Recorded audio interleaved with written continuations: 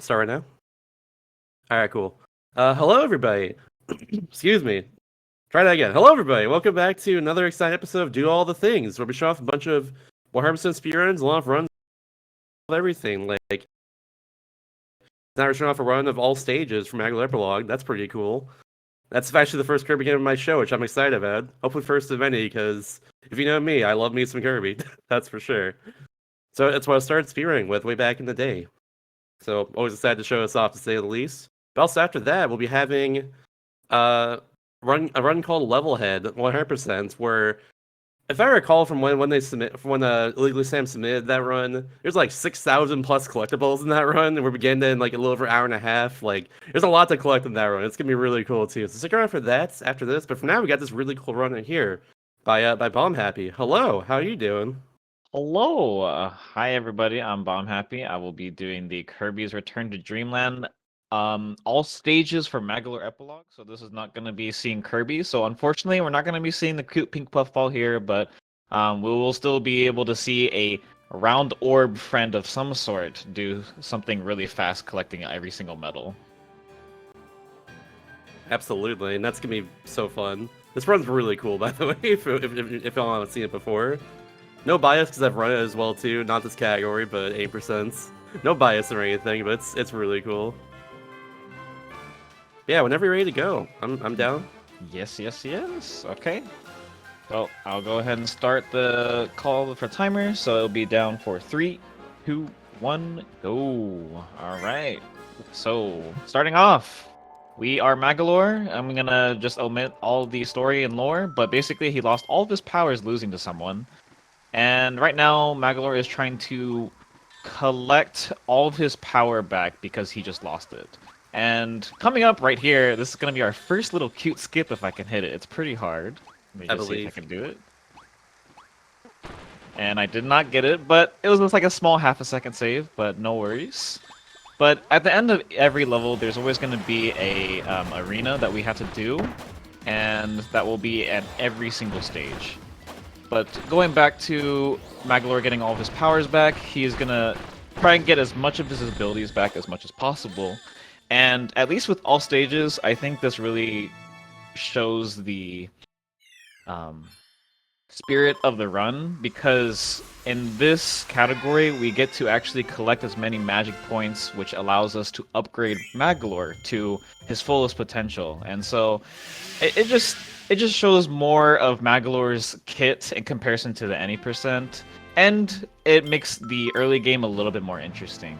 And so the hardest part of all stages is we have to get a gold medal at the end of each level. But the requirement for that is to get a minimum amount of magic points that gives us at least a gold medal.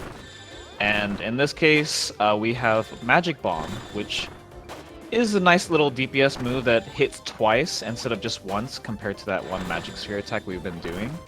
So it's going to be really helpful for DPS in general, but also it allows us to combo a lot more.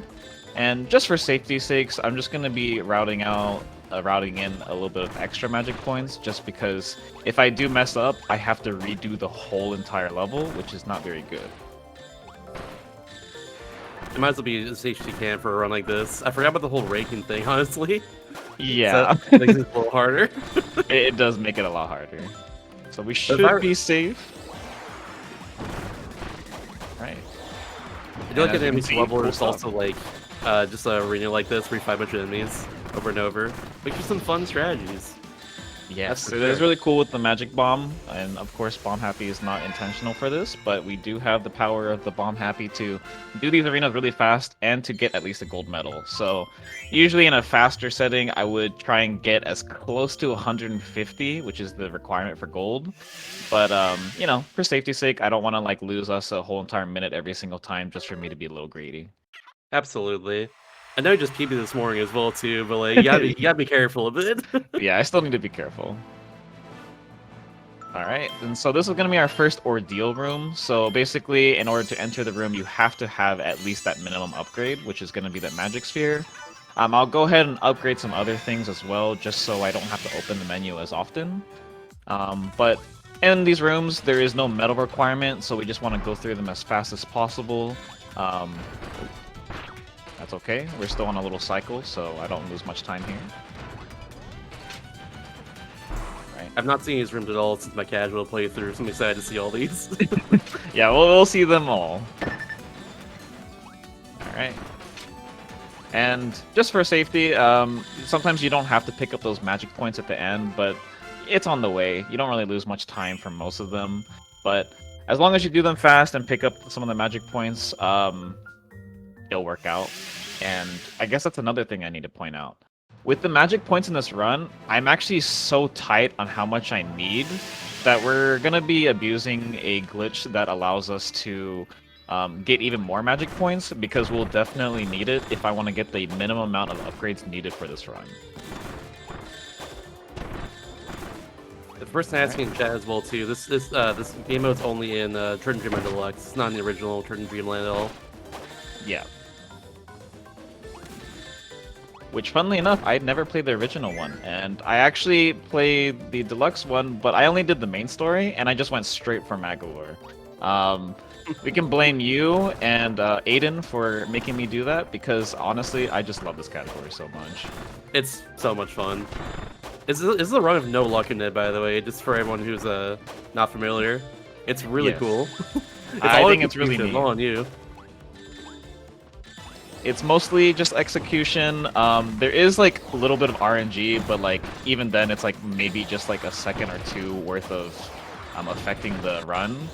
But most of the time, it's just all execution. That's stuff I love personally. There we go. So that should be good. We should at least have 200 magic points for this level. And that should be it. Yep. Gold. Very nice.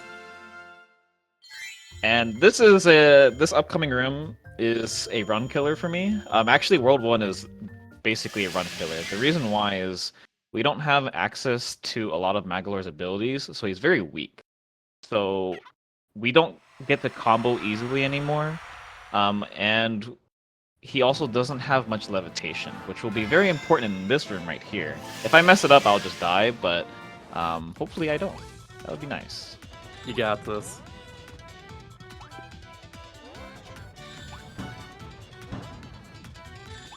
Ooh, ooh, Yep. oh my spicy. goodness. Very spicy movement. Going into those big meatballs there. Yeah, big meatballs, and just very small platforms for you to land on, which if you're just trying to hold right, it is kind of scary sometimes. But Very making nice. it look easy for myself.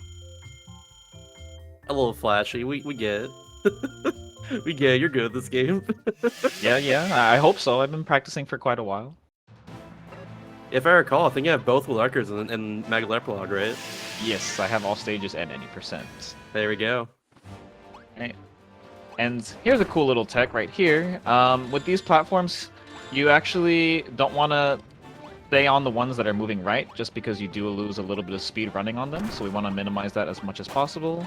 Not only that, but you can also float and then throw bomb down, which actually conserves your horizontal momentum as you're floating forward. Because if you do throw a bomb down without floating beforehand, you actually lose a lot of speed. So it's just very minor in comparison to other games, but you know, you want to squeeze out as much speed as we can. You gotta save the frames wherever you can. That's the speedrunning way, honestly. Right. So I feel like I overkilled on magic points, but you know, safety is always the most important part right here. Mm-hmm. And so this is a nice little arena, just more bomb plays. And a lot of times I don't want to kill enemies off with a bomb because it actually sends them to a tumble, which takes them longer to despawn. So like right here, I don't care about these two enemies, but this one right here, I'll finish it off with a magic sphere, just because it makes them despawn immediately. Right. I hope that says 250, not 248. Okay. Yeah, we're good. Okay. Cool. Yeah. 266. Even more than you thought it was. Yeah, so there's a weird glitch that happens sometimes. Sometimes whenever you combo and you get hit, you actually lose the reward you're supposed to get from the combo. And so a 40 combo right there in the early game is very huge amount of magic points.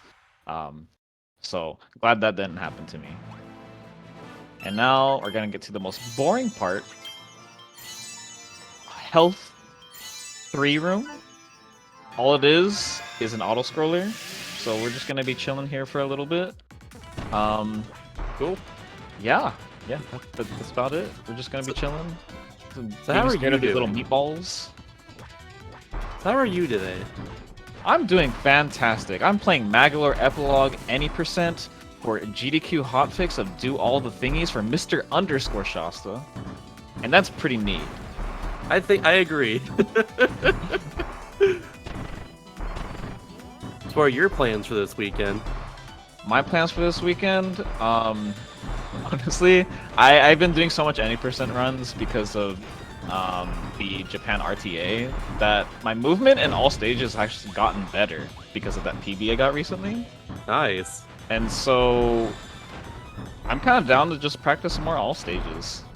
You That's know, always I good. think I can get that 57 minute, which in this case I think my PB right now is a 58.26.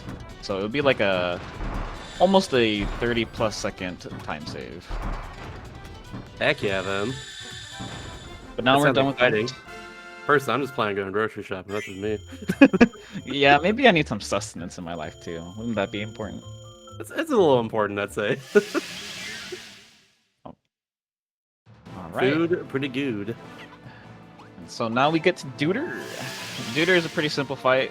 It's an upwards magic sphere bonanza. All we do is just press the up and B button over and over again. Sometimes he knocks you away in weird ways, but it shouldn't be too big of a deal.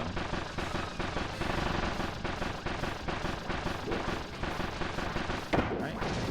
And I like doing this little side kick here, because if it sets up properly, this hat will never hit me if I just stand right here.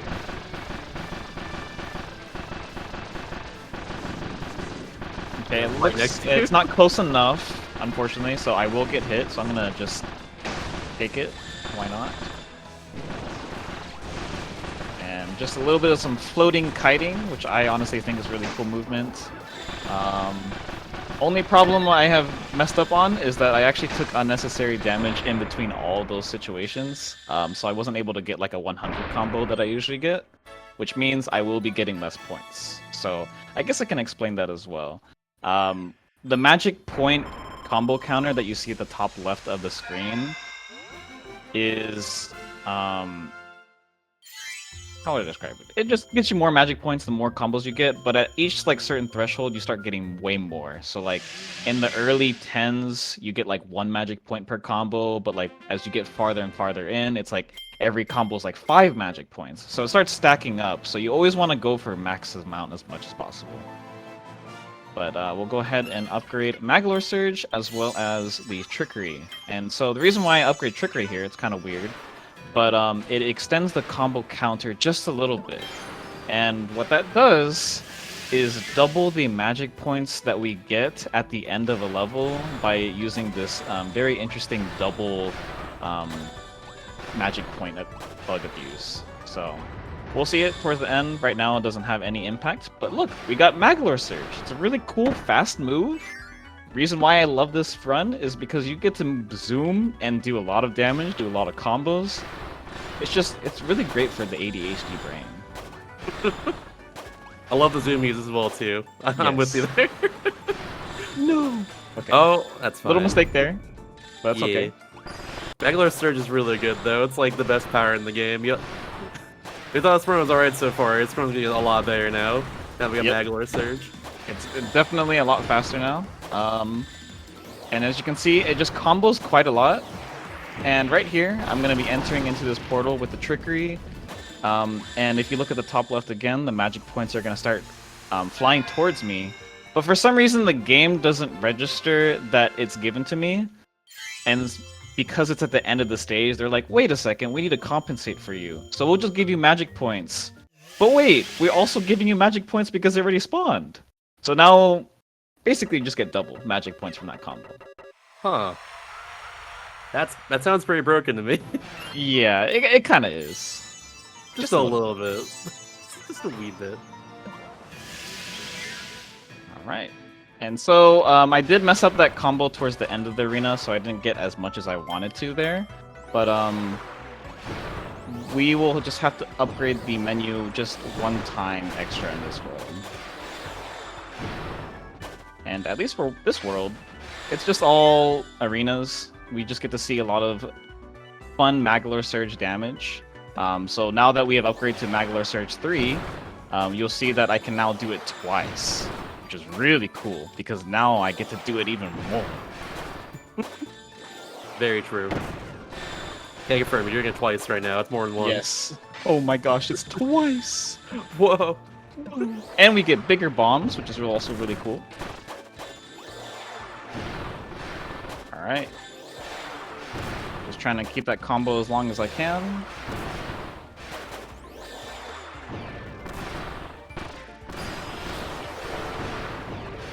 Alright, and so that's a pretty big combo right there. Nice little 83.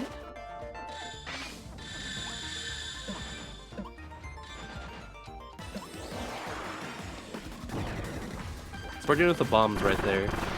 Yeah, so cool thing. With bombs, it's always good to do setup damage. So obviously I can't hurt King Do as he's spawning.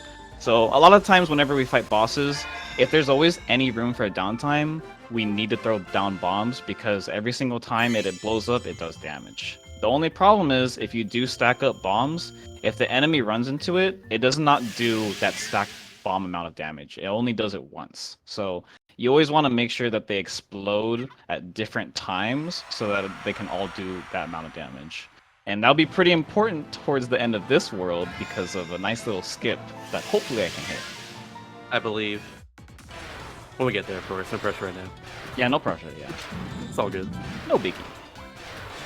Alright, so quick little room here, nothing too special, just a show off of Maglar Surge being way too fast. Usually you would like to pick up all those shiny magic gems, but they take too long to get because you have to press buttons. That's kind of lame.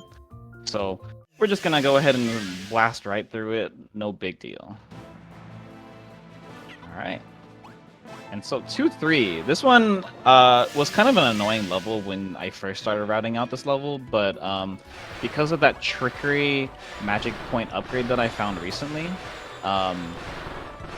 it actually saves you so much time because I used to route in going out of my way to get more magic points, which is always going to be slower. And so hopefully I don't have to deal with that. So right here, there's this button with those really cool shiny rainbow magic gems, but we're not going to pick those up anymore because they take too long to get. And all we have to do is just make sure that I do this arena properly, and we will get a lot of magic points. I love the two like spiky enemies right there just chilling. They're not part of the arena, they're just sitting there until you burn them. They're nice little bonuses for bringing up magic points. It's very nice. I really appreciate their presence. I do too. They're just vibing, honestly. I appreciate them. Yeah, just don't be on top of them because they will change on you. Alright, so that should be double magic points. That should be a free platinum just for me. Yep, there we go. Nice. Does the platinum do anything extra here other than just like indicate get more points? Wait, say that again? Does the platinum like rank do anything extra at all? No, it's just there to say, oh, you're an overachiever. Perfect. I don't even think they even recognize you that you get all platinums in the run. So it's just really there for brownie points. That makes sense, honestly. If I recall from my casual playthrough, that's the case too. Yeah. So the reason why we even get gold medals in the first place is because the only way to unlock the final cool stage is to have at least a gold on every single level. So that's the whole entire reason why we want to at least get a gold. It would be neat to do all stages in the all stages category. Absolutely, I agree. Alright. Nice little bomb room right there. Very good. Interesting to get like a lower first time clear bonus for that little extra stage there rather than just the normal stage.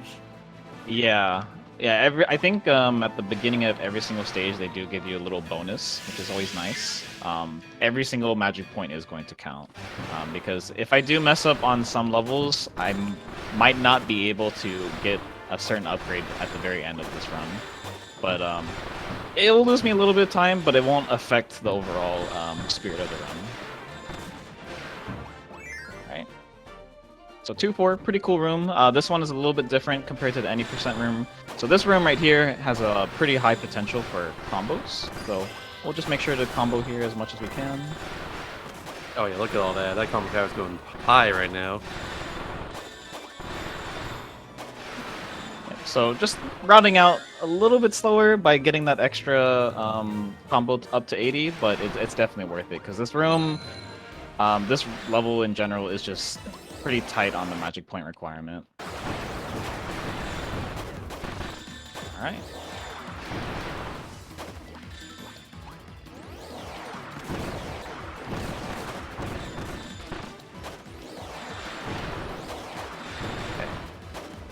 And so here, usually, I would have used a Maglor cannon here, but it's better to keep it, because even though this arena becomes slower, the next level is going to be our boss, and it has a really cool skip.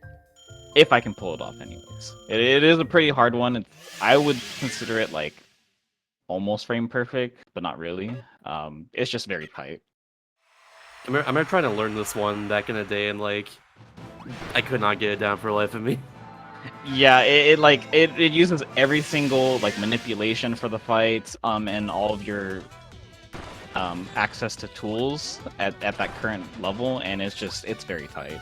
It's very easy to mess it up. All right. But just a very simple upwards magic sphere. It's kind of lame how I have to upgrade to upwards magic sphere 4, but it does increase that range. It wouldn't really affect this because it's kind of a half auto-scroller. But right here, I can just go ahead and jump. I can just skip that right side and just float up to the top. That's convenient. Yeah, very nice. I didn't even realize that was a place that I could skip. I just thought, oh, I have to break every single bomb block. But then I watched someone else run the category, and I was like, oh, I can skip that. Alright, so here is 2B, the boss. If I do this right, we will not see the second phase of this fight.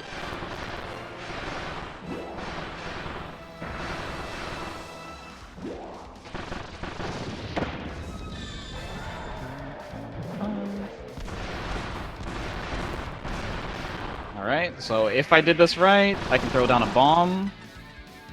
And just barely. So you get the point. It's right there. It's just a sliver of HP, but this is an invincible space phase that I would like to skip. But at least the idea was there. Very close. Great attempt to say the least. And I got the taco there.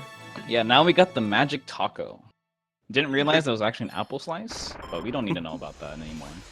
Yeah.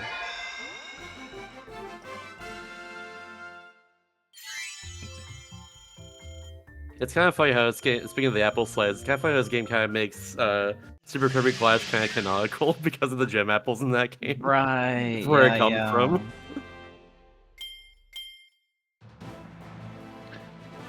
Yeah, I remember that game. That game was kind of like a mobile game on the Switch, wasn't it? With like its in-game currency, and the in-game currency was these apples. Yeah, kind of, sort of. It was a little fun though. I remember enjoying it when it came out. Right. I don't know if I beat it or not, but I got a lot of stuff in that game at least. Yeah, I remember getting carried by all those people who just had like a Kirby that just had like rainbow armor. I think that was like the max armor enchantments that you could get. I think so, yeah, something like that. Alright. Just some cute little movement here.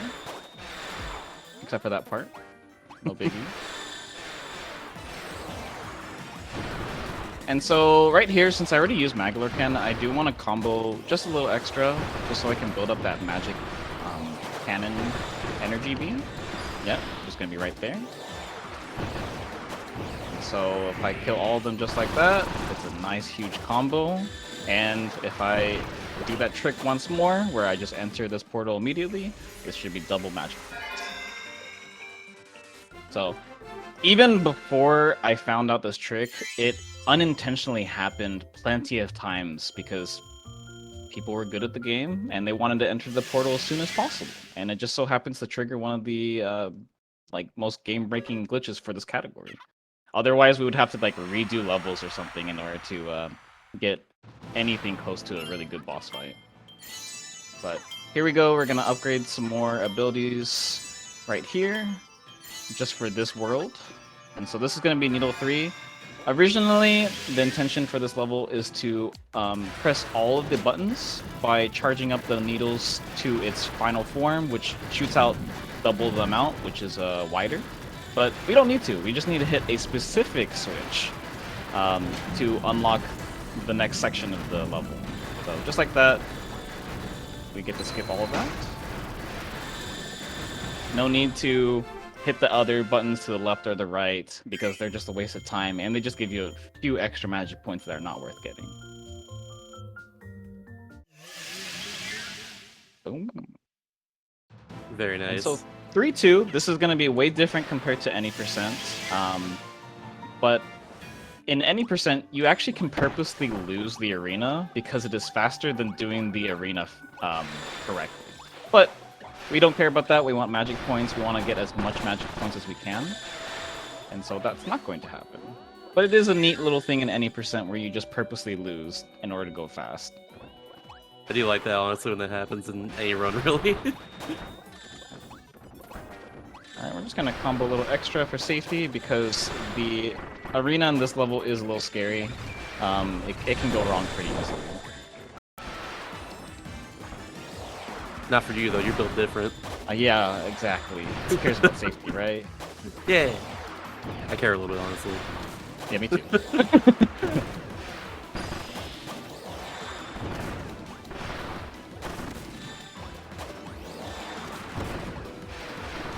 Alright. That was not perfect, but I will take it. Heck yeah. Warrior Galboros. Yeah, so unfortunately, in the any percent strat, you don't get to see Water Galboros in his biggest form. It's a very sad thing to see, but we get to see it in all stages, which is very neat. We love our Water Galboros. It's actually one of our best emotes in the Kirby court. Yeah, we love Water Galboros in the Kirby court. I don't know where it started from, but love round orbs. Yeah. Honestly, though. We love Meta Knights, we love Kirby, we love Magalor. We got Magalor, DD yes. kind of counts sometimes. Yeah, kind of, yeah. So here we go. Flutes, I guess. We have a magic card level, which, funnily enough, we're not even going to use it because that's kind of lame. Magalor Surge is already invincible, so there's no reason to have an invincible block.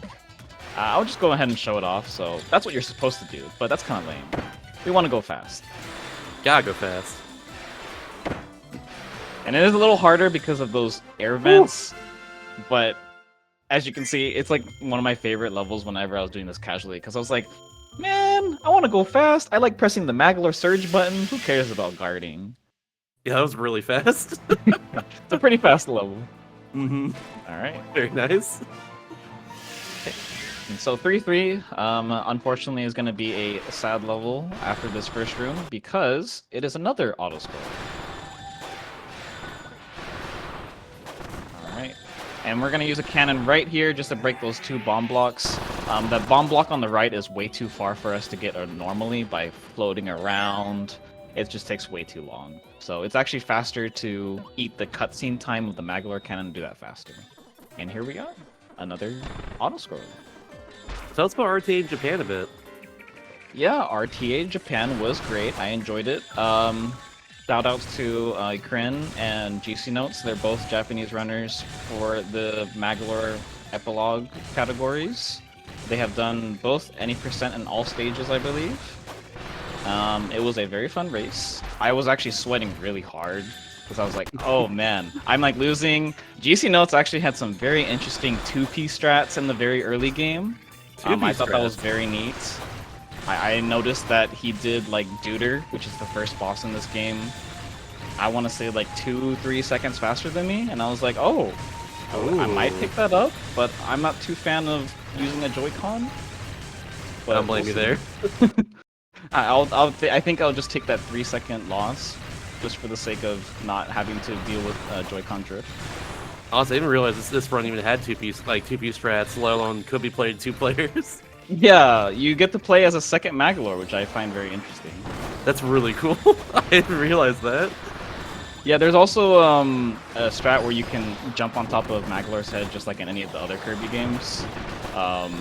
And it actually saves you time in 1-2 because of a certain portal that's very hard to enter to without levitation. Huh. So, yeah, very, very interesting minor time saves. That's really sick. What if there's anything else that can be found in like all stages, for instance? Honestly, there might be a lot because with 2P, you can like pick up magic points that are on the way without making the main person lose time. So there would definitely be some potential there. Seems like it. If you can master playing with 2 controllers at once. Yeah, Magalore Surge is kind of hard to use with 2 hands. But here we are in my favorite level that made me want to play Magalore Epilogue in the first place. Shoutouts to Aiden's Twitch video. But we're gonna do a little different routing for this level just because I am trying to get magic points. And so we're gonna just try and combo as much as we can in this room. We're also at one point playing just this game overall and like eventually seeing this level and remembering that it's like a backwards version of one of the normal levels in the story mode. Yeah, so in the story mode, like, you would have to go through a portal and get a magic gear from a Doomer. But in this one, you're kind of just running away from it to, I guess, just get to the boss level. I think that's the intention here. Because at the end of each world, these portal rooms are all going to make you go left. And after that is the boss level, so there we go. Very neat. Alright. So just a huge squishy that didn't want to die. That's okay. Nice little kill. And we're gonna just beam this enemy because he's in the air. It's very annoying to kill. And if I do this right, hopefully I have enough height to enter this portal. No, I didn't. Usually that would allow me to get some more magic points, but it's okay. It's all good. You got a lot right there. Yeah, still got a lot. 1200. I think I'm actually behind in magic points, but I think it'll still be fine. The Ether can have a few magic points as a treat. Yeah, fair. Alright. So here we go. We're going to be fighting against my favorite enemy. Ooh, I just skipped the level. That's fine. I was going to say, yeah. You're probably getting the way out. That's fine. We're going to be doing Hydra. That's some any percent brain rot for me. But this boss, I like to call him Water Goku because his second phase is obviously a very Saiyan moment. Okay. Some nice damage here, and I'm just going to try and position properly. I think it's right here. And if this is done right, these bombs should just all keep exploding over and over on top of him. And these ones will also set up to do a lot more damage as well. And especially this boss is really hard casually because it always cling to the walls here. Yeah. So if you didn't have like upper magic sphere, it was really hard to beat them. Yep, and just like that, that's how he dies. I did mess up a little bit. Usually you can kill him before he starts jumping left and right, but that's not a big deal. It was still pretty fast. I even killed him before he could do his ground pound. Yeah, last phase especially is really annoying. So like, good stuff. This boss and I think the next boss is also was very hard for me casually because they just move around too much. Like I'm trying to play Magalore. It's too hard. They're jumping around too much. But once you know the fights, it's actually not a big deal. Mm-hmm. That's the cool thing about speedrunning, I guess. Yep, exactly. So we have unlocked Black Hole, which is just going to be a little gimmick that stops us from going through certain areas. But before we do that, I need to enter this room, which I was supposed to do beforehand. But no big deal. And I want to say a pretty lame level. You kind of just use this vanish over and over again to enter through these portals. Nothing too exciting. Yeah, there's nothing else here actually. Alright. Usually the cycle for that platform would allow me to not fall to my doom on those spikes. I don't understand how it works. It just sometimes decides not to be on the right cycle. But we'll go ahead and just breeze on past that. Okay. So that is all of World 3 now, since I did accidentally skip that. And so on to 4-1. So now the combo requirements for gold is kind of getting burdensome. There's a lot of magic points I needed now to start getting. Like, you would think that 900, 1,000 magic points is a lot. It's actually like the bare minimum in these worlds. So we actually need to combo a little bit in this first room, which I think is a pretty cool routing difference compared to any percent where you just kind of zoom past this level for free. And you're getting huge combos now too. If you're, I didn't realize you can get this high in this room. Yeah, 100 just like that for free. Not That's for ridiculous. free. It's very hard. And then here, also a pretty lame section is going to be a very vertical heavy. We already know that Magolor is very good moving left and right with Magolor Surge, but now we kind of have to take the L and just float up. Not a very nice blade. I remember trying to route this. That blade would always get in the way. Yeah, that blade is not a friend to us. Not by any means. And then here we can go for a little scary fall.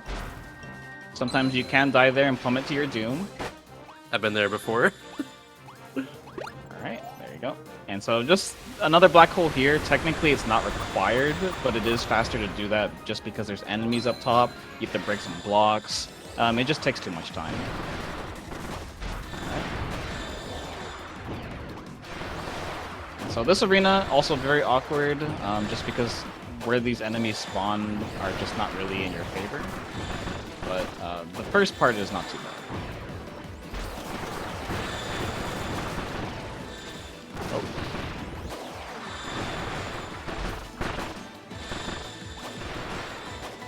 That section is a little awkward. Technically, there's used to be a strat where you use Magolor Cannon there, but it's actually slow to use Magolor Cannon most of the time.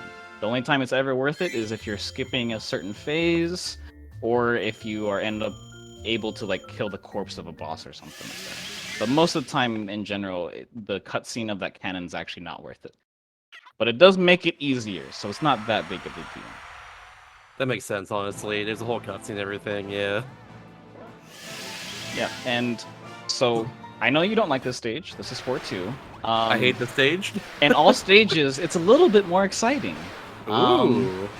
Yeah, so we're here for combos, right? So Yeah. at the end of this level is an auto-scroller arena. It's like the longest auto-scroller you ever have to deal with. If you ever mess this up at the very end, you can like lose 2 minutes. It's a pretty rough arena to lose in. But in all stages, it's more interesting because you have to get magic points. So now you actually have to do something for fun and necessary at the end of this level. So this is the section that's really lame in any percent, but in all stages, we're going to try and get as much combos as we can. And not only that, this is also at the very end, so we're going to be able to double all of the magic points that we get in this section. And we'll hopefully get to see a really huge combo count. I like the number go up personally, so I'm excited. It is very fun. I love seeing big numbers. Huge numbers is so good. You get a number pog in the chat. Alright. And I guess another thing is that since I have Trickery, it actually extends the combo counter. But there's also another hidden combo counter extension where if there's no enemies that are spawning, it actually waits to start the timer until the next enemy spawns. So that's why you can see how my combo counter is still surviving even though there's no enemies or nothing happening at the moment.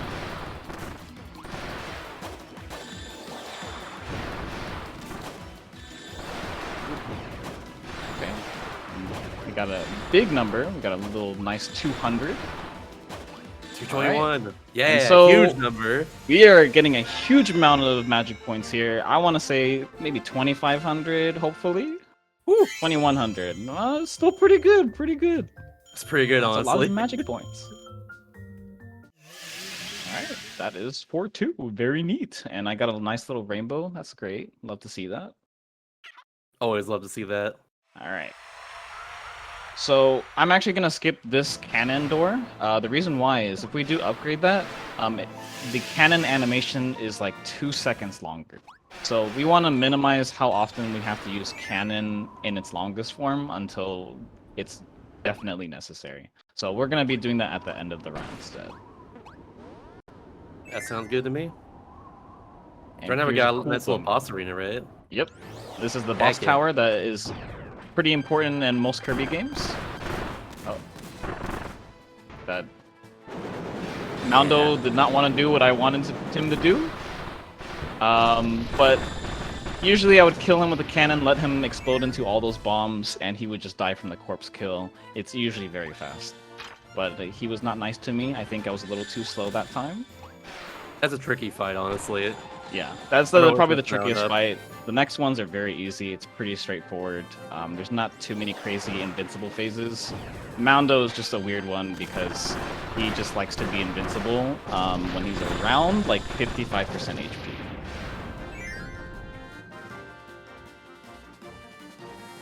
Question from chat, by the way. Is there use for magic points at this point in the run? Yes, there is still use for magic points because we are still upgrading for certain abilities. So we'll be making use of most of our magic points. So You're don't worry. doing certain abilities for the extra stages, right? Mm-hmm. Yeah.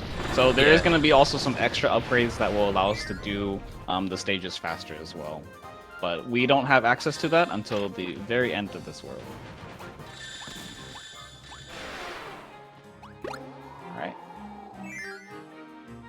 So here, usually, once you kill these first Sir Kibbles, you can actually just ignore these next spawns, but sometimes I don't get golds if I don't kill them, so we'll go ahead and kill those just to double check that I can get the medals that I want. Quick Kibble Blade kill as well. Yeah, and usually you can ignore those last two Sir Kibbles, and they would just immediately despawn once you kill the boss. But in that case, I just want to make sure that I can get that gold medal, because sometimes it doesn't happen. We got more this time, or I got that platinum, actually. Yep. Yeah, we Very nice. overkilled, which we love to see, because I did mess up on a few areas, so that extra magic points does come a long way for me. But It's way better, way better to overkill than underkill in this case. yes, That's a for lot sure. of times for magic points. So here we go. You were talking about not making sure to use all those magic points, and we'll see it go down pretty low. So Trickery 6 to upgrade that, Black Hole as well, and Magic Bomb just for some extra damage for later on. But as you can see, Trickery 6 is a pretty huge magic point one, so what kind of room is this? It's a pretty lame one when you're speedrunning it, but the whole entire point of this level is to use all the gimmicks of Magolor's abilities, and go through them, and you get rewarded with a bunch of monkeys that give you magic points. But Hooray! we just get to skip all of those mechanics and just try and go through the level as fast as possible because it is a huge waste of time to do it. Aw. That makes It's sense. a very though. sad moment. It'd be like that. It's a struggle out here. So that's Trickery 6. And so there's nothing really Trickery 6 about that stage at all. If anything, Trickery 6 just increases your movement speed, getting food from enemies, and increase combo counter. That's all it does. But it's nice to have a little bit extra speed. And now we're in Black Hole Room. It's basically just a glorified auto-scroller. You just have to press a bit of some buttons. But we just see some raising platforms. We don't want to die, so we want to make sure not to get squished by breaking those black hole squares. Another question from chats. How many magic points do you need to fully upgrade Magolor's abilities? You know, that's a great question. I do not know. It's a lot. It's definitely a lot. It's a lot. For literally everything, it's definitely a lot. You would have to like redo levels at least a few times in order to get, not even a few times, a lot of times. Because even in this percentage, I'm not getting that many upgrades in this run in comparison to collecting every single upgrade. Yeah, thankfully this run all you need is just like a certain amount of level on certain abilities. Well, that's max, or just like even just level 2 sometimes. Yeah, like levitation is like upwards of like 10,000 points, and that's just like way too much. Because once we get to like the later levels of upgrading certain abilities, they're like 3,000, 4,000, 5,000 points. So, and that's like basically a level and a half or 2 levels. All right, and so 4-4. This is a nice little God Cycle attempt. It's gonna look a little scary. Probably my And favorite so- stage, personally. This part right there, that wasn't the scary section. This is gonna be the scary part right here. Oh, never mind. So Rip. usually I would be able to get through. Oh no! Second try, I guess. Get through what? Yeah, Okay. so usually you're supposed to get through that area. I did get hit by the enemy. I didn't want to enter into that spot, but that just didn't happen for me. Okay, we'll make sure to stay safe this time. But we can skip that cycle right there, and that would save you about 5 seconds in general. But, oh well. Can't show it off today, but no big deal. It's alright. It'd be like that That's a sometimes. really hard room. It is pretty hard. I'm pretty consistent at it whenever I'm in a pretty focused state, but we out here doing commentary. Commentary hurt the brain. Makes it a little preoccupied sometimes, for sure. Yeah, for real. Okay, and so this is just a nice little room.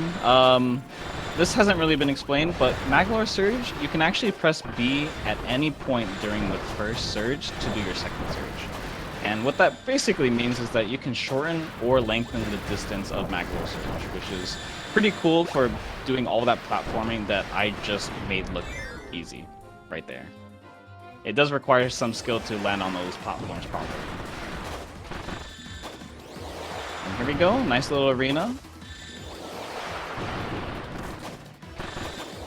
This one also took forever to optimize as well, too. Yes. So there used to be a Water strat resistance where we would one. have to use Maglar Cannon, but we don't have to do that anymore. Ooh. We got me intrigued now. Yep, so right there. Oh, that one didn't want to be friends with me, but yes, you get the point. Usually you would cannon all those enemies all at once, but we don't do that anymore.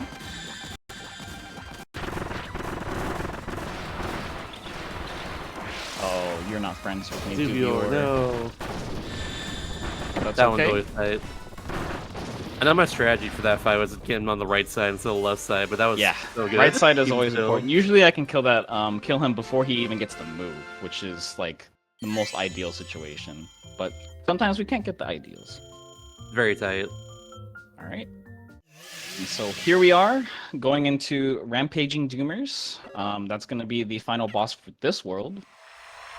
And casually, this boss fight is a nightmare. These enemies run around like rampaging doomers like they are. They're just children just bouncing around the walls. But with some proper setup and bomb damage, we're going to be doing a lot more. I love how this fight goes.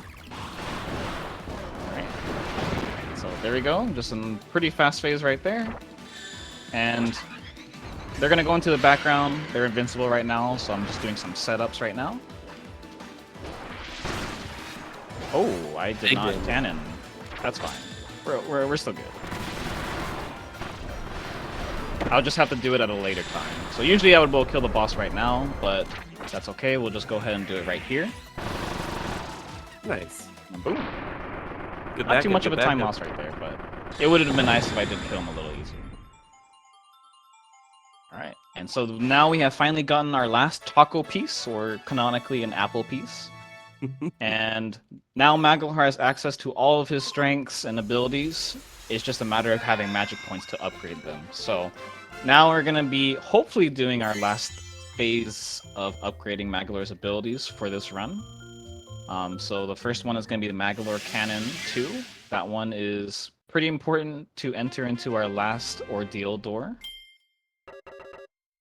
Alright, so here it is, Maglar Cannon 2. I think I'm a little bit off in terms of getting what I need.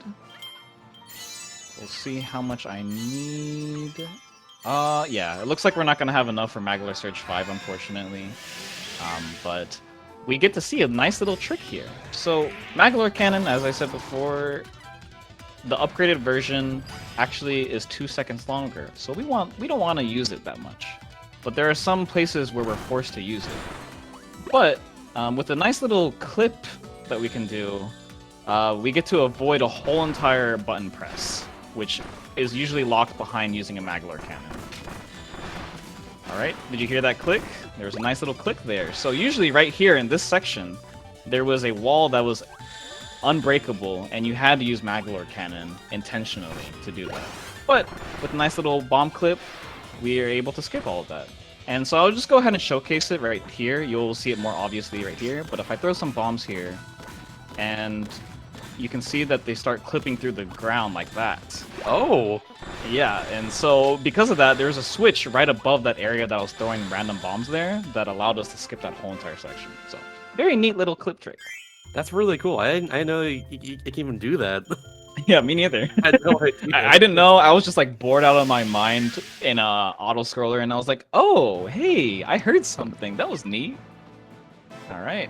So unfortunately, we do not have Maglar Surge 5, as you can see right there. We'll just have to get it after this level. But the reason why we want Maglar Surge 5 is because we get 3 dashes. So now we have to do this fight really awkwardly because we have less dashes over here.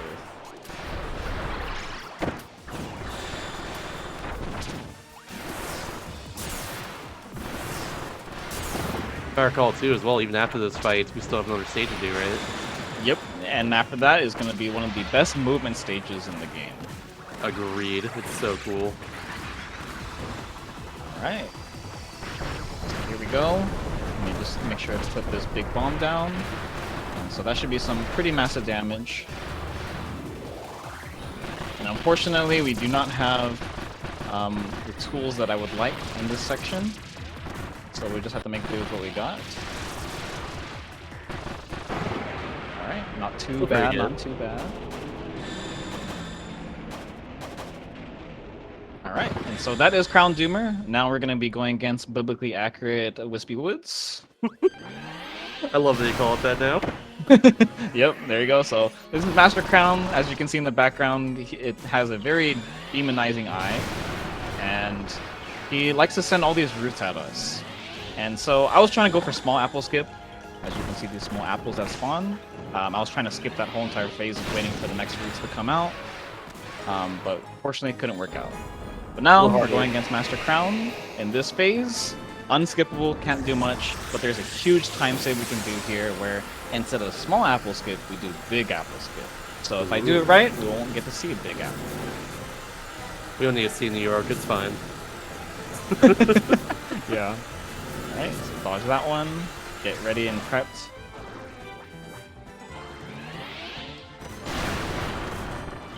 Alright, and so this should be the big apple skip right there, and that's it. Nice.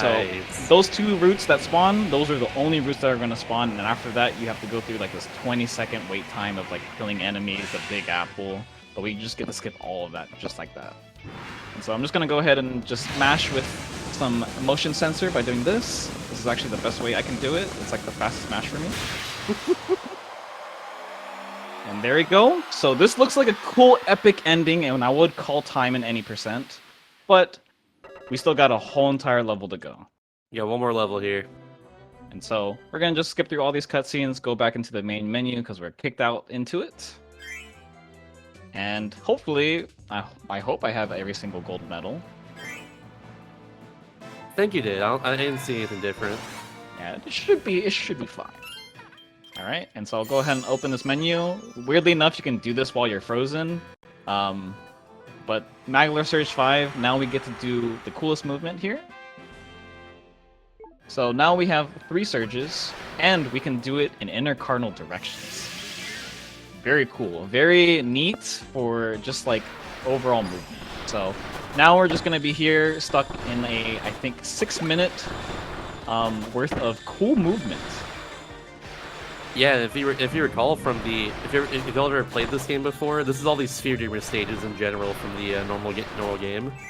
All the dimensional ones. It's so cool. Yeah, so there's the portal behind us that's trying to kill us and squish us, but you know, we got Maglar Surge 5. We're kind of chilling.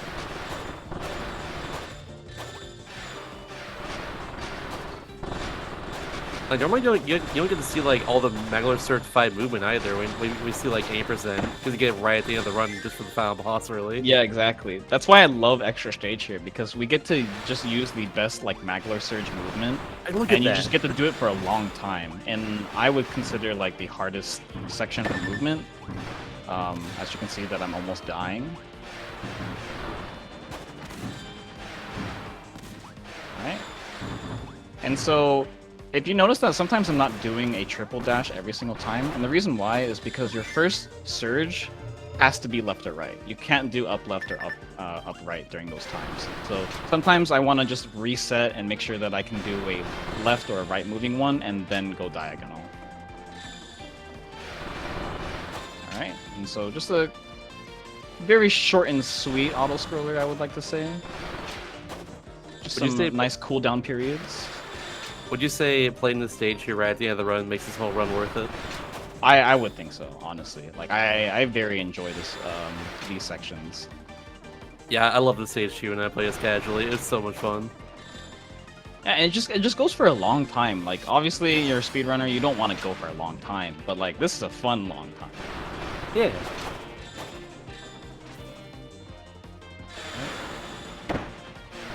Oh, we're kind of in spicy range right now.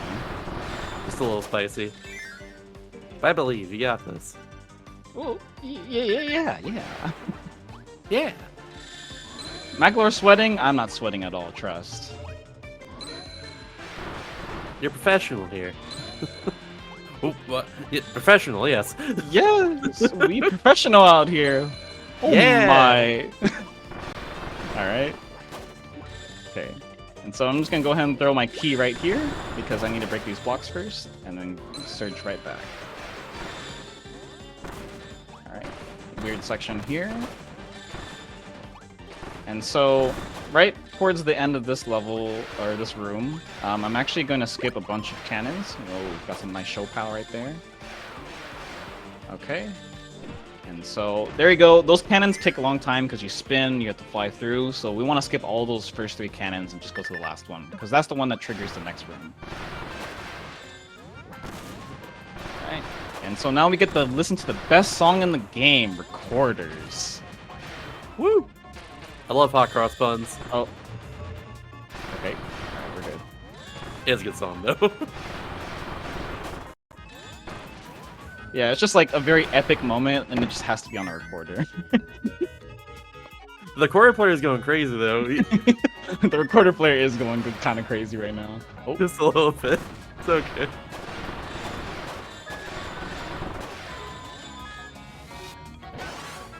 Okay. And so this section actually has a pretty decent. Ooh, okay. Oh! Oh, wait, hold on. Okay. This section has a weird cycle for the last door, because it just opens and closes. And so sometimes if you don't make the cycle, you do have to wait a little bit. But can't really show that when I messed up that first part of the room. No big deal, though.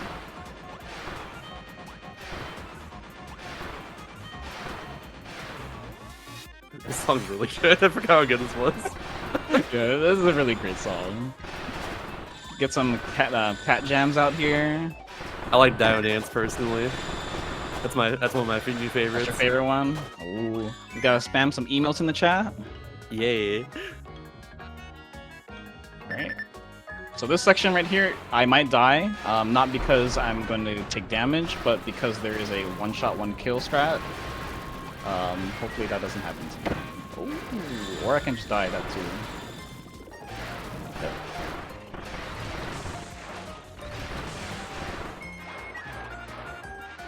Okay, so right here, you can actually skip some cycles for these cannons, these shotsos. So that one's a little scary, but this one's a scary one. Oh, God. Yeah, that one's a little scary right there. I agree. I completely so agree. technically, I can upgrade to Maglar Surge 6 if I wanted to, which is technically a bigger, more powerful Maglar Surge, but it is actually slower.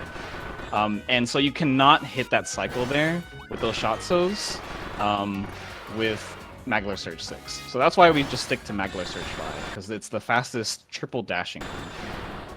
But This is gonna be the scary section because I am gonna go for a risky strat. I'm honestly, I'll take it. I'll take it.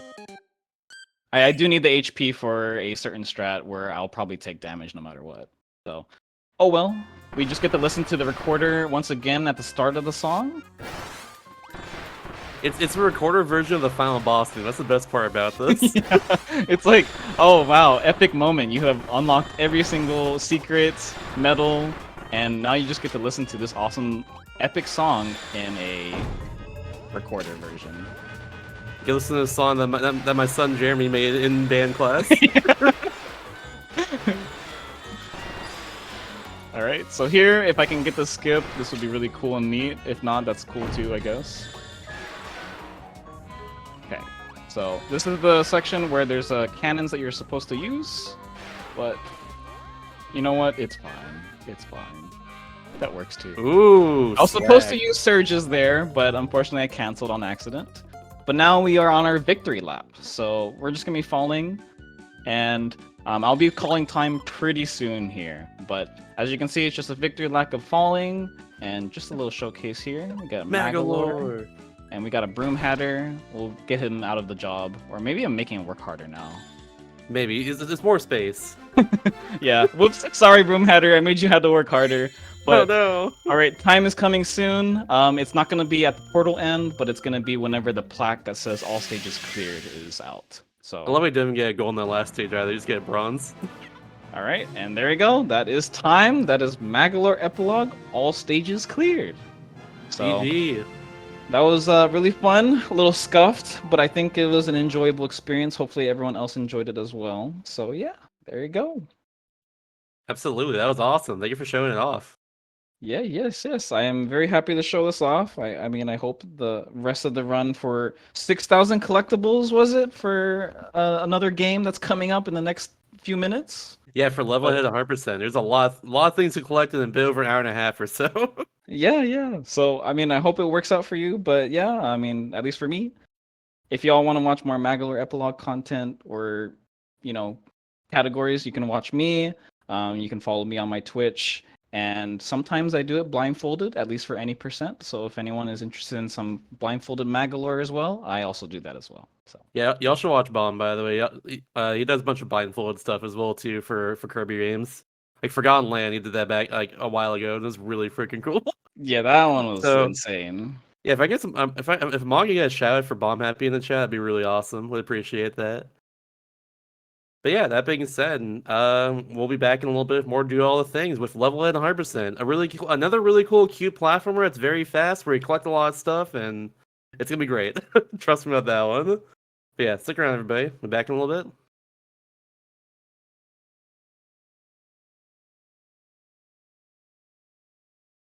Everybody, another episode of Do All the Things, or we're like partially through. My bad. Another game, another run of it. That we're going to be doing for this. Good intro. Let's go, me. Yeah, I script these totally. But yeah, hello. Yeah, do all the things. We're trying to show off a bunch of 100% speedruns, other games where you collect a lot of stuff in general. In a little bit, we got level at 100%, but before that, I have a few announcements to say real fast. So actually, starting on August 13th, this Sunday is Flame Fatales. Is Games Done Quick's all-in speedrunning community in general. It goes August 13th through 20th. It's going to be awesome. If you want to check out the schedule for it, check it out at gamesdonequick.com/schedule. And also, if you're watching on YouTube right now, be sure to press that like button. And also subscribe to the channel and stuff, too. If you want to see this content live as well, too, like this show here and other shows as well, go to twitch.tv/gamesdonequick if you're interested. But yeah, that being said, let's get into the run. Shout out to Levelhead. Shout out to Legally Sam running the game. Hello. Hello, everybody. As Shasta just mentioned, I am Illegally Sam, and I'm going to be playing Levelhead for you today. And I am joined here by my co-commentator. Yeah, I'm Peter Nix, aka PK, and pretty excited here to show you guys Levelhead and Sam's Collectathon. Yeah, before we get started, there are a few settings that I change in the options here. After that great run of a Kirby game, I feel like it's appropriate that I switch to the color that's most close to Kirby, fuchsia here. Ooh. But I do also, appreciate that.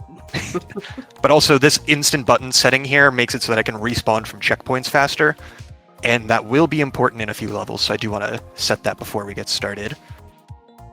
But I feel Yeah. like I was saying, and not just because you're going to be dying and getting stuck. that's just the extra bonus. I swear it is actually relevant in some levels. It's not just in case I mess up, even if it does help for that. But I think we can actually explain the run a bit more once we get started. So I feel like we can just go ahead and hop into things. That So sounds I good to me, will. honestly. Yeah, I'll give time will start when I enter this first level here. So I'll give a countdown. 5, 4, 3, 2, 1. Let's go. All right, so for anybody who has never seen Levelhead before, which, probably isn't that many people, I'm sure everybody knows about this game at this point. This level is a 2D platformer level maker game. And so what that means is it's kind of similar to something like Mario Maker, where, we've got the campaign here, which is what we're speedrunning, but a huge focus of the game is also the fact that this game has an editor and, user-generated levels are a huge part of this game as a casual player. But like I said, we're going to be going through the campaign here today. And this is a 100% speedrun, so what that entails is we're going to be doing everything on every single level of the campaign. And as we back out to the map here, you'll notice we have a handy-dandy tracker in the top right there in between levels that will give us a brief synopsis of how we're doing. But the gist of what we're going to be collecting is there's going to be 93 levels to complete. Each of those levels has an on-time delivery, which is what you can see if you look at the little clock at the top middle there. The on-time delivery is basically a par time, and so as long as I can beat the level within that time, I will get credit for it. Every level will have all of these delicious yellow gems. We have to collect all of them on every single level, which is where the bulk of this game's collectibles come in, because there's almost 5,000 gems across all of the levels. And then the collectibles that are not guaranteed to be in every level, but are in a lot of them, are the 4 bug pieces, which are these little white collectibles that I'm getting on this level here. Levels with those will have 4 of them, and you need to collect all of them and then finish the level in order for that to save. Each individual bug piece is tracked separately, so if I were to forget one, I would only have to go get the one that I missed. So it is a little lenient in that sense. But even more lenient than that is the GR17, which is these giant blocky blue robots. And all you have to do to collect them is you run up to them, use your little grabber line, and try and grab them. And then with them, you don't even have to finish the level. You just have to grab them, and you can either quit immediately or go ahead and finish the level. It's up to you. I feel like how fast this is already, honestly. This is my first time. I skimmed it a bit when you submitted and everything. And I saw like all the collectibles and everything else you mentioned, and I didn't notice how fast paced everything is. This is really cool so far. Yes, this... To be fair, Sam could probably going a little faster than the rest of us would. All right, I'm going to have to reset and miss the gem, and I could easily get back up there and grab it. Yeah, so the main place where this run is quote-unquote interesting, obviously it's interesting regardless, but as a runner, the main thing that this run has is the fact that in order to make the most out of every single level, because you have to do the on-time deliveries, doing the on-time deliveries while getting every single collectible is the fastest way to do every single level. Which is why, if you miss an on-time delivery, that's why, if you were to look at my time on speedrun.com and the estimate that I have here, there's a bit of a discrepancy there. Because if you miss an on-time delivery, you have to play the entire level a second time. Ooh. That checks out. Yeah, And- so you'll notice that Sam probably is going to be able to do most of the levels in one pass, but there definitely are a few that's just not even possible, so... It's not always his fault, he has to redo it. Yes. The next level after this one is one of those levels where it is literally impossible to get everything in one go. It's not just it's not, consistent or it's an eye only, it's this next level is one of the 5 levels where it is impossible. Because it is a 37-second on-time delivery, and this is the level with the most gems in the game. That makes sense. And maybe just one little cool thing about Levelhead, as far as maybe for speedrunning too, is that every item in this game is designed with movement in mind. So you notice a red little heart thing floating around Sam right now. That's an armor pack, but that will also give him a little boost if he hits a dangerous thing, like send him off in a direction. And I think he actually uses that in this on the collection. And then the other thing is that gray happy box that he's carrying around and has to bring to the end of the level. It's called the package. That opens up so many different movement options by throwing it on the ground and jumping it off it, or throwing it in the air and jumping off it. You'll see some variations of those techniques throughout all of Sam's run. Yeah, the crazy package tech is a lot more prevalent in any percent because, you know, just going as fast as possible is what matters in that kind of run, but I definitely make use of it whenever I can, and 100% as well.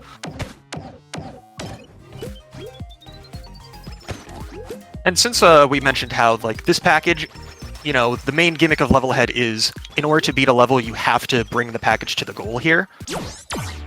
And that's how you finish a level. If you don't have the package, you can't finish a level and the goal is not activated.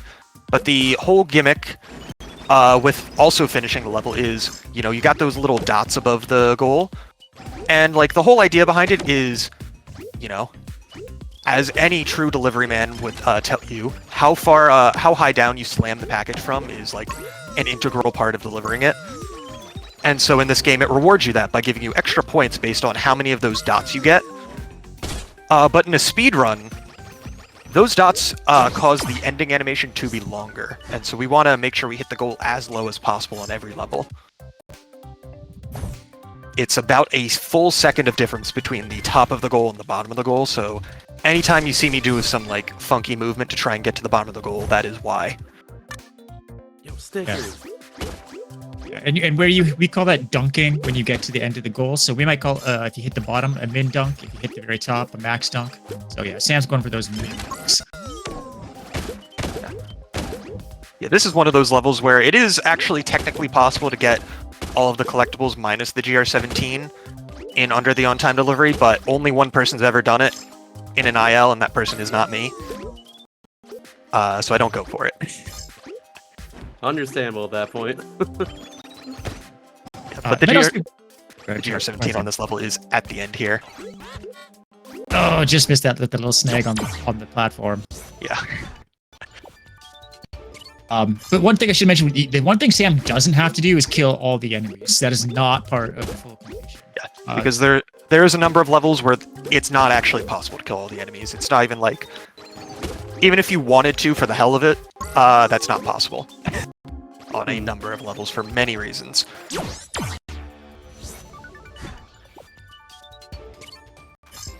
Alright, this next level is one of the more difficult ones to get the on-time delivery, so hopefully I can pull it off. And this one starts off with a bit of a puzzle, but obviously Sam's done this puzzle before a few times. The puzzles always make some pretty fun-looking speedrun action. Yeah, I agree, honestly. In terms of like any game in general, like whenever it's like a puzzle you gotta do quickly, it's always fun. Every time. Mostly it's fun to just optimize and speedrunning. Especially in a platform like this, it's really fast. Yeah, I missed it by half a second, unfortunately. Oh. Yeah, it looked like you went for the top dunk just to get the delivery quicker. Yeah, this is a level where min dunk is faster, but if I'm trying to get the on-time delivery, it is not worth going for it. But I get to do a super jump, so you get to see how this level's done in an 90% run at least. Yeah, Sam's just gonna go over top of the whole thing. Dang, Yeah. okay. On this next Go for it. On this next level, I really want to point out the dunk at the end. Keep an eye on it as Sam tries to get that lowest dunk possible. It's probably one of my favorite sequences in this entire run. You know what? You already knew that. Don't worry about it. And also, like I mentioned, GR17s don't require you to finish the level to get, so you can just get it and then respawn at a checkpoint to get back to the actual map faster. I will, like I said, I will be doing that on any level where it's relevant.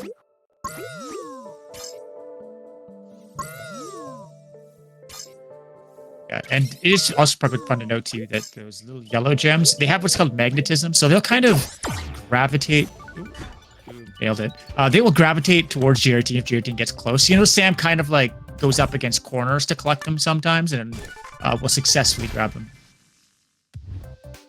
There's definitely a number of places in some of these levels where I don't need to be super crazy precise with my movement because the gems will just get collected anyway. Gems are forgiven. They want to be a part of GRT. Also, these little brown boxes here, these have all of the same properties as the package, except they aren't required to finish the level, so anything you can do with the package as far as tech goes, you can also do that with these boxes.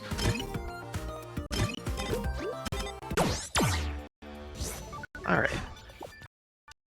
Also, in case anybody didn't know, the most deadly thing in the entire universe is doors.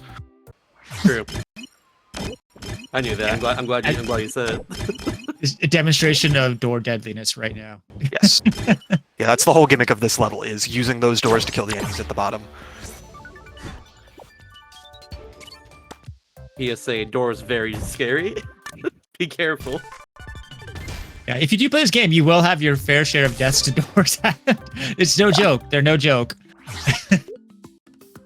Because very few things in this game will insta-kill you. If you, even if you have armor, though, doors will just... You'll die right away. Alright, this level is another level that shows off getting the GR17 and going back to the checkpoint, as long as I don't die again. I died again. That's unfortunate. Alright, I'm probably gonna have to play this level a second time. Oh well, it happens. It's all good. Yeah, but normally, getting it like that is the only way to get the on-time delivery and the GR17 in the same go. But, you know, a couple deaths and all of a sudden that's not as relevant anymore. But that's okay. Yeah, for anybody curious, my PB in this run is 1 hour and 39 minutes, and my sum of best is 1 hour and 26 minutes, if that gives you any indication of how difficult a lot of the on-time deliveries are to do consistently. Yeah, like you said, sometimes missing a OTD is just, it makes you do the whole level again, right? It's such a big punishment for missing that. Alright, this is another level where getting the on-time delivery is possible and difficult, and I messed it up. Okay. Those flapjacks, the little bouncing blue guys, didn't want to cooperate. So I'm just going to do the level again from the start. Yeah, I want those to flapjacks have a minute amount of RNG in the height that they jump at, so you can't always trust them to do what you want to. Very much not so this time around, apparently. Conspiring against Sam right now. Stop being so mean. What's happening? Get away from the Q robot. What the heck? Alright, I'm just gonna cut my losses, not get the on-time delivery with all of the other stuff. Unfortunate. But that's okay. I'll run through it again real quick. Yeah, something else that this level shows off, though, is the idea of sprint in this game. It's not like some other games where you have like a run button that you hold down to, you know, start running faster. In this game, what happens is if you start running in the same direction for about 7 tiles, GR18 will start sprinting, which, you know, in a speedrun, running faster is something that's very nice. But more importantly, actually, is the fact that if you have sprint, you jump a full tile higher. And so there's a lot of levels where having sprint is required for the strategies you go for. I love the running animation so much, by the way.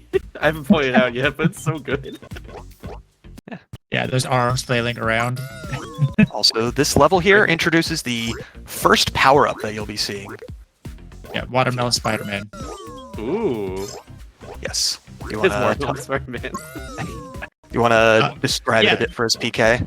Yeah, sure. This is the tiptoe. As you can see, it lets Sam jump off of walls, cling to ceilings. Also, a ability I don't think Sam's used it yet, called bushing, and he turns into a bush, and it lets him go through enemies and certain cameras without getting detected. So we've seen a whole bunch of tiptoe levels coming up here, so you see a lot of action on that. But I think it's a general favorite power up too. Yeah. Also, I restarted there because this is one of the hardest levels to get the on-time delivery on with the collectibles, because it is not lenient as far as the time goes. Yeah, you really got to sneak right in there, and you got a couple tricky sections too. You try to make that. Yeah, because it's even if you were to just ignore all the collectibles, this level is almost like a minute long. It's over 50 seconds, and so missing the on-time delivery on this level loses you almost a full minute.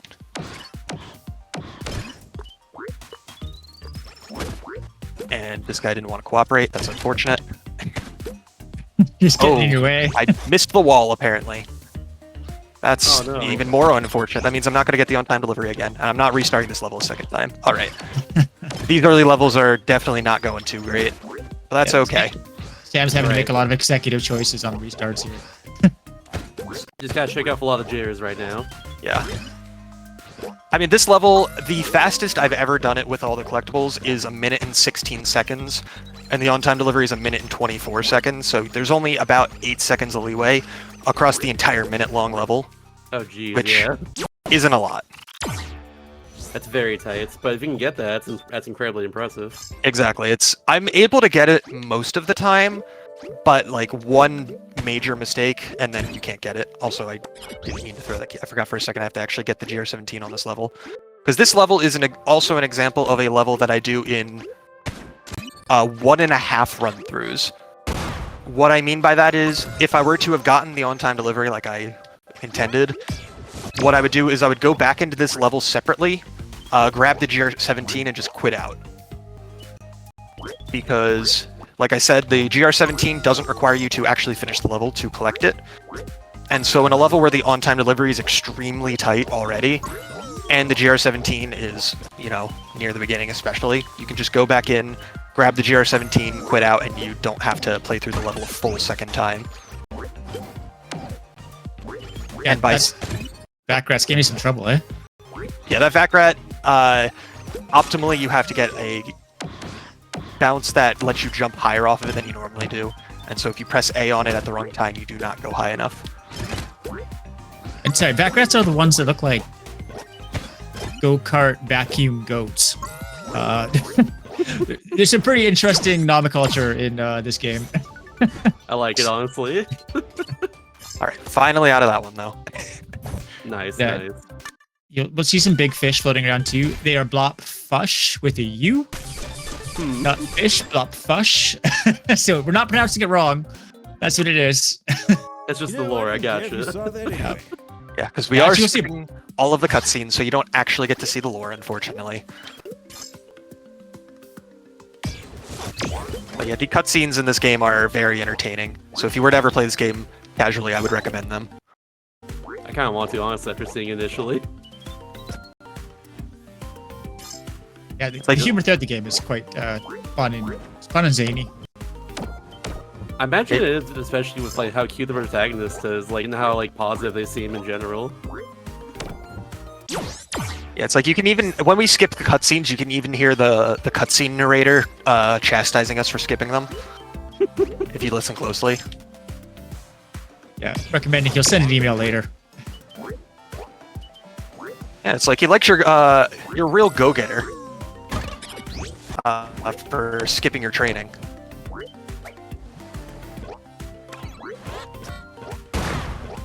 Now this is a level that is, out of all of the levels in the campaign, this is the next one that I will probably try and implement 1.5 run-throughs of, because that is currently the hardest level to get the on-time delivery on that I don't currently get consistently. But as is, I just go for it in 2 because like I said, I can't do it consistently. No reason to go for it. It would just lose me time at the end of the day. So that one is a fun one. Yeah, you should be able to get this one in one pass, right? Cheering you on for Yeah. a single pass. I Yeah, believe. these next few levels are a difficult bunch, because they are very tight, but it is very satisfying when you're able to get them.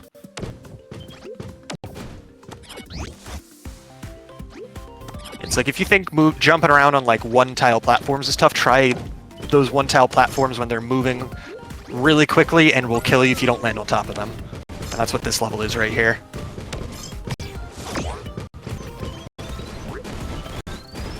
While also maintaining run speed, might I add.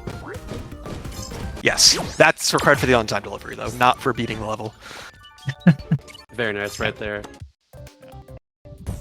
Actually, yeah, with Also, that I run haven't speed, mentioned it, but go for it. I was just saying with that run speed, when Sam has to maintain it, he has to maintain a direction. He can't turn around unless he jumps in the air and does a turnaround. So there is some finickiness to keeping that run speed going.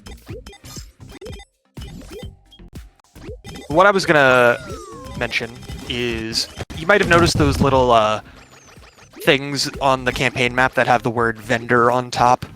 And you know, when I go into them, it like gives me this little screen where I like unlock a bunch of things.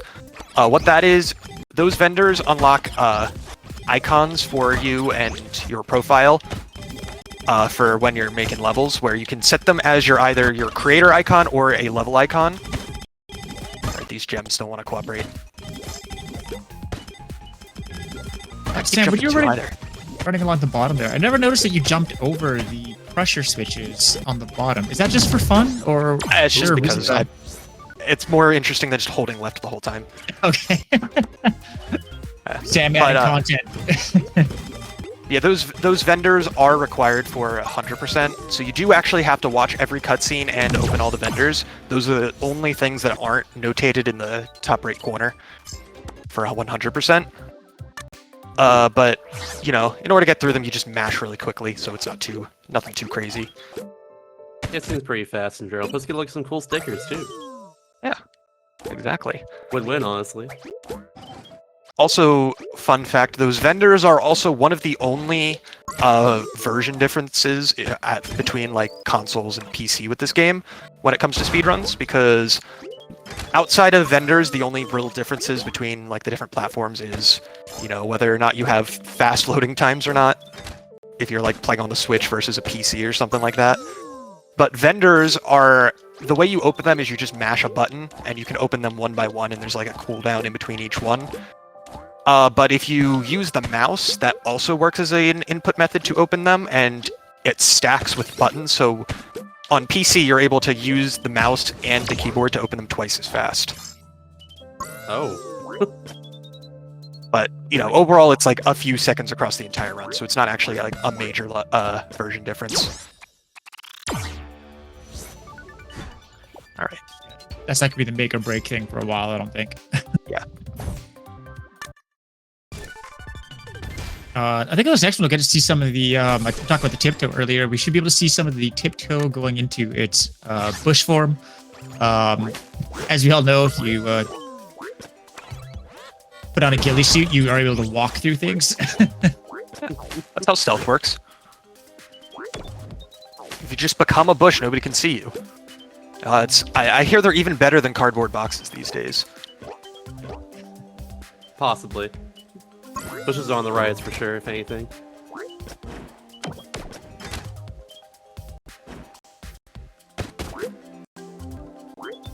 Yeah, pay attention to the end of this one too, because it's also a pretty cool ending sequence for Sam here. Yeah. But I will have to go through it a second time, because this is one of those levels where it is technically possible to get everything into the on-time delivery, it's just unrealistic. So it is much more consistent to just run through it a second time. Alright, I think Sam will go for the cool bush ending on this part of the run now. Yes. If you weren't blown away by the last one, that's because it was too soon. It was too soon. You just push through those blobfish at the end and get min dunk if you time it right. Nice. Alright. And you actually probably saw something really quickly in there too. Sam bopped a couple of blobfish around with the package. You can also use the package to bully enemies around a little bit, clear them out of your way. Also, something you might have seen them a couple times already, but those little green dudes that leave a shell behind, these are called scrubs. And these shells, in addition to, like being able to bounce off them and stuff like that, and yes, this game does have shell jumps if you were curious, but what I'm using it for in this level is they can also hold down switches. Also, I accidentally just did a little visual glitch there that I don't know if I've ever actually done during a campaign run before. I've seen it before, but never during a run. If you missed it, I was facing the wrong direction while sliding down that one wall. Oh, I didn't even catch that personally. But yeah, those scrubs can hold down switches, and it matters a lot more in any percent, but that box is how you're supposed to hold down that switch, but you can instead just use a scrub.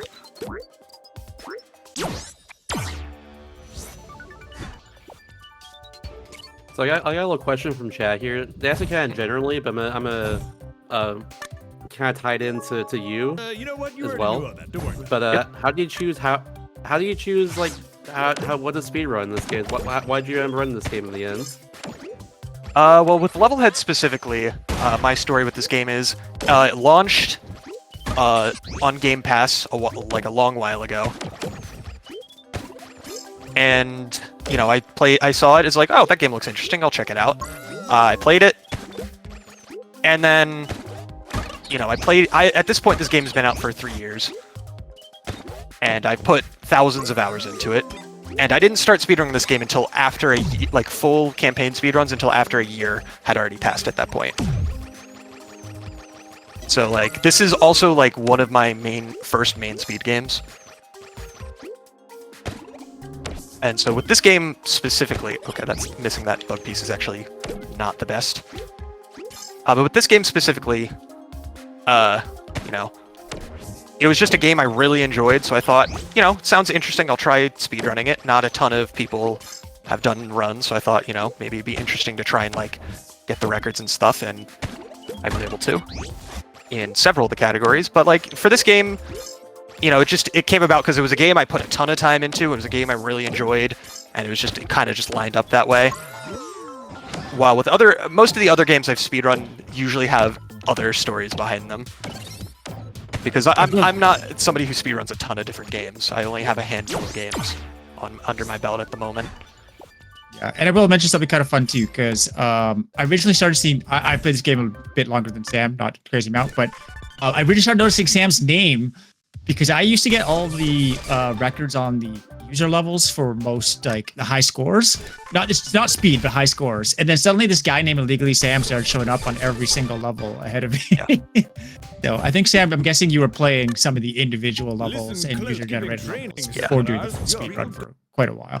Yeah, for a little bit over a year, I think there's a selection of levels that gets randomly chosen every day called the Tower Trial, and for a little bit over a year, I would play that every single day and try to get the ribbon on every level in it.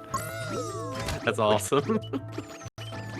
And after a while, I kind of fell off of it because doing the same thing every day, you get a little tired of it after a while.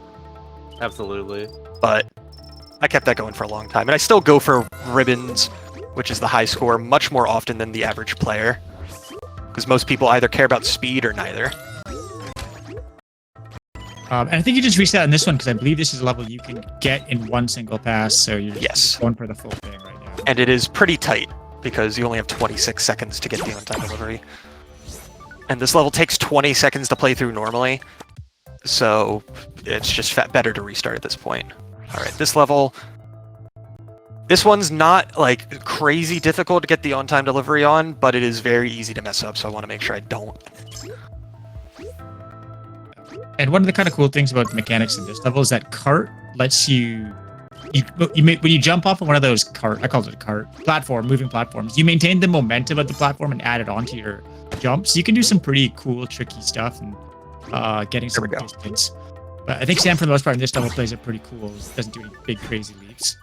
Yeah, because the 80% run level is very, very crazy looking because of just how much speed you get and how you just fly through the level while ignoring most of the stuff. But since we need the collectibles, we can't do that just as much, unfortunately. Looks like you're gonna get a one sweep on this one too. Yeah. This one is This one is a very easy level, but it's deceptively difficult to get the on-time delivery because it's so short. Because it's very easy to accidentally finish at 12.01 seconds, which I've done at least like 4 or 5 times during runs in the past, if not more than that. Excruciating pain of seeing yourself missing it by less than a quarter of a second. It's not even just less than a quarter of a second. I've literally missed it by 100th of a second before. Yeah. Alright, and then fun little thing to note about this level specifically, as I go back and get the GR17 separately.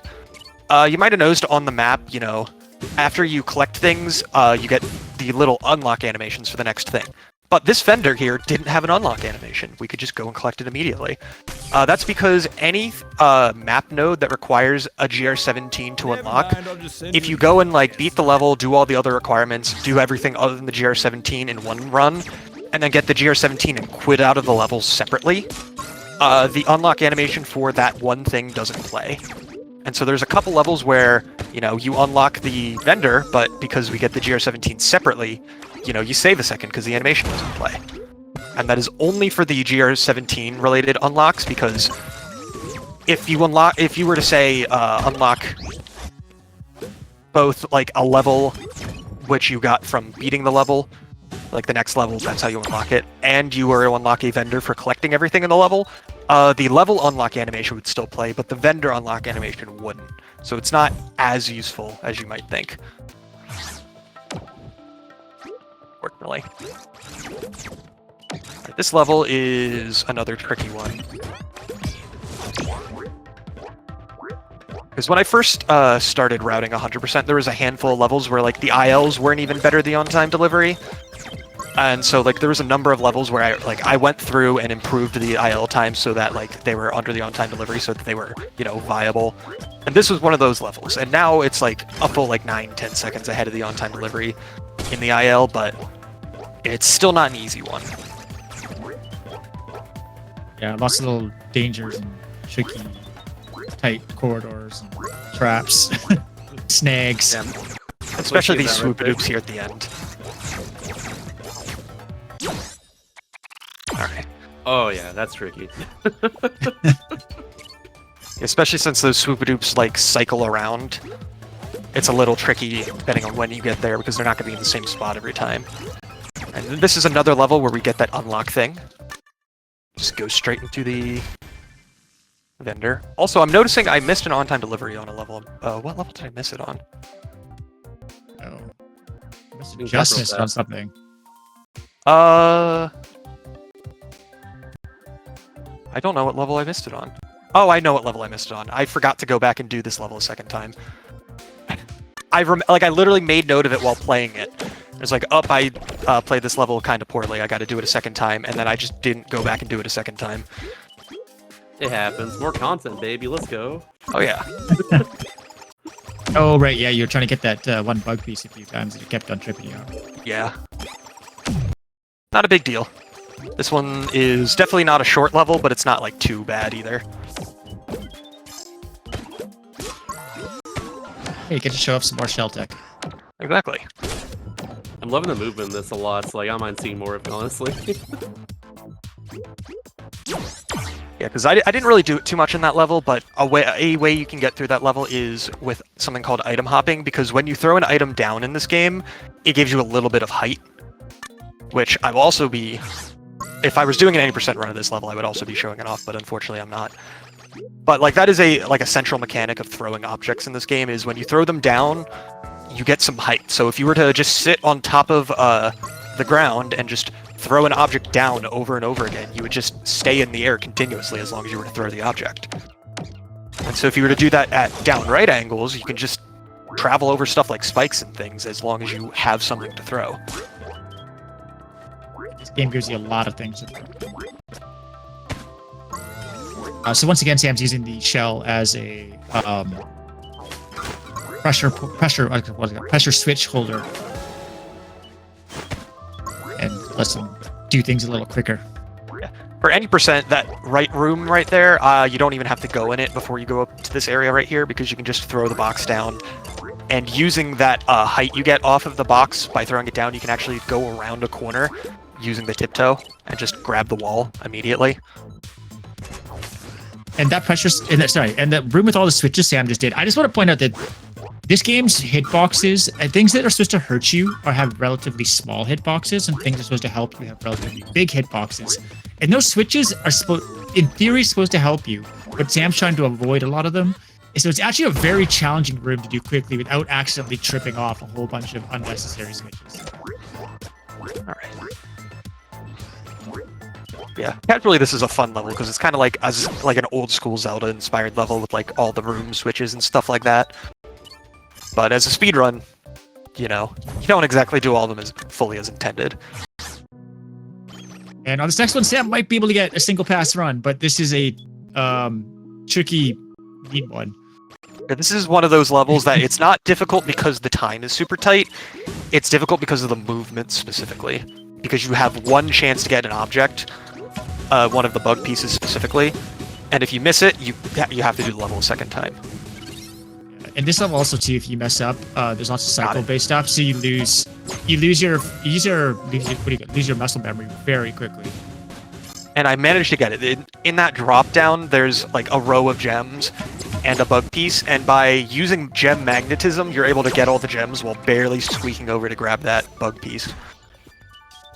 It is very tight, and I don't get it most of the time, so I'm very glad that I was able to get it there. But I do have to hop back into the level to grab a GR17 real quick. I like the idea at the end of level 2 where you just kind of fly like off the can. Oh, it's very beginning of level once again. I do like when games do that. Yeah, there's definitely a decent number of levels that care more about the flair than the actual gameplay, and it's usually pretty fun when it does that. I'm definitely about the swag like that. That's really cool. Yeah, this is a level that uses those cannons as its central mechanic. If you're curious, the tan ones are the ones that you have to manually press the jump button to fire out of, while the gray ones just fire automatically once you're inside of them. Also, because I messed up the timing ever so slightly, I will have to do this level a second time, but I'm actually kind of happy about that, because that lets me... my backup strat is actually way cooler than doing these levels as intended. So I'm gonna see if I can get it first try first before I do it. Ooh. First try, Yep, every try. got it first try. Alright, so you might have noticed, this level now has a different name and a different on-time delivery. Huh. That is what we call a wrong warp.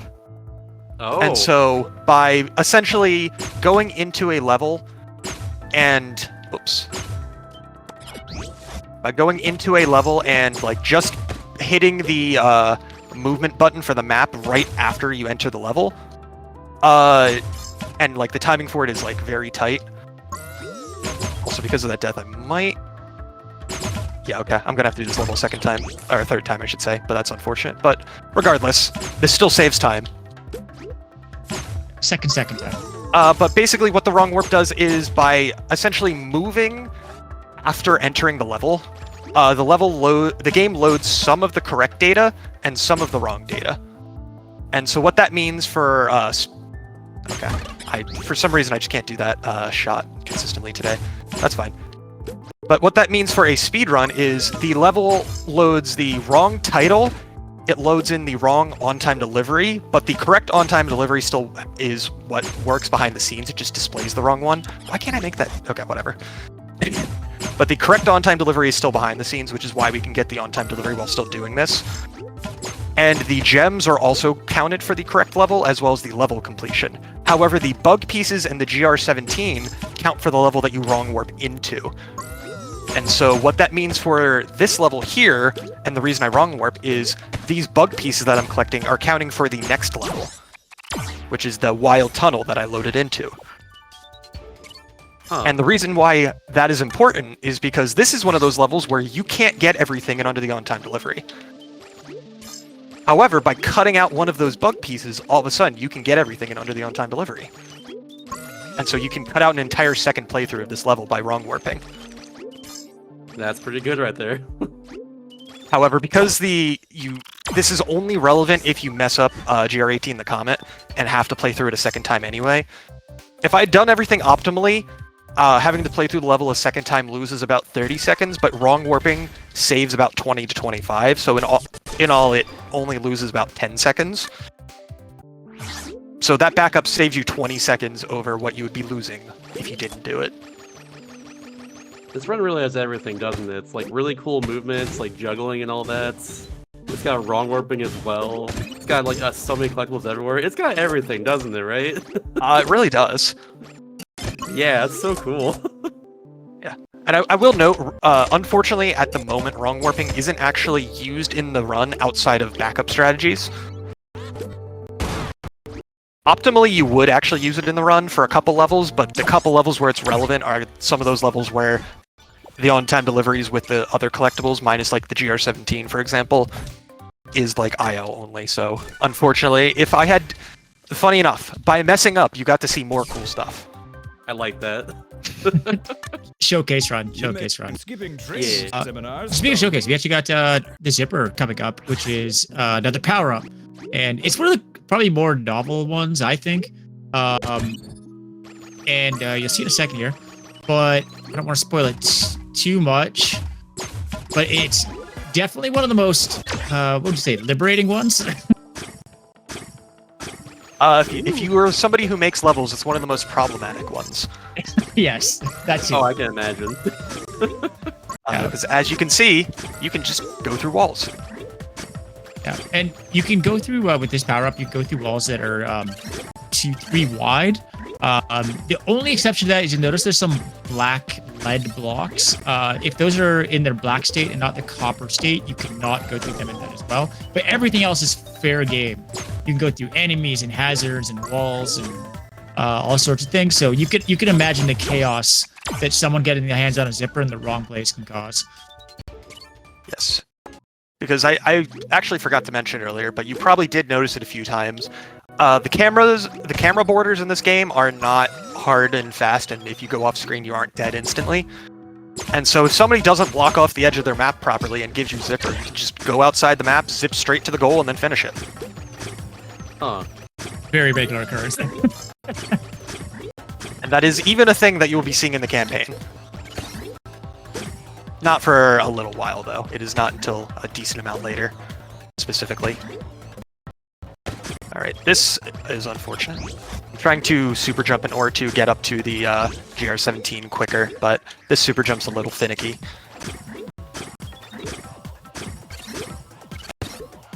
And I don't know if we mentioned the concept of super jump. I don't think we actually called it that, but super jump is what we call jumping off of the package in the air, and it's the baseline for a whole bunch of other similar tech. But yeah, you can see Sam toss that package and try to jump off it. Yeah, the reason why that one's so finicky is because it also involves zipping, so you can make it over to that GR17, which is why the timing for it is a little bit not quite what I'm used to. But when I can get it, it's very, very cool. Also, this level is notable because at the beginning there, it's one of the only levels where you run left. Ooh. Also notice it's called Uh-oh as well, too. Yes, that is because this level makes liberal use of spikes that populate the tile after you leave them. Or if you stay on that tile long enough, it shows up. So if you're not careful, if you're not careful, they just show up and kill you instantly. Play this a little safe because this last room is a little tricky. Okay. But yeah, that one room where you're just sprinting through the whole thing with the spikes chasing you, essentially. That room is deceptively difficult. It does not seem easy, that's for sure. Yeah, but because the main thing is, if you're like between two tiles that have spikes on them and you like accidentally wiggle between them, the spikes will just instantly activate and kill you. I'll just send you an email back. Yeah, no wiggling allowed. No wiggles. Alright. We also got a new enemy on this one too. This is Azumi. It's like a lizard tire. It chases you down, and it's mostly invulnerable except when it hits walls and bounces up. Oh, as you saw that, also the green fire. But it's a pretty fun one. Yeah, and something else we hasn't really come up too much, but is relevant with Lazumi specifically. Enemies that are bigger, like there's the 1x1 enemies, there's 2x2 enemies, and then 3x3 enemies. outside of Scrubs and Oculus, which drop their shells no matter what, 2x2 and 3x3 enemies each have their own unique item that they drop. And like Luzumis here are the ones that drop it when they hit the wall. And so those are little Luzumi thorns that you can pick up and throw. And every other enemy in the game has one of those that drops when you kill them, as opposed to when they hit a wall like that.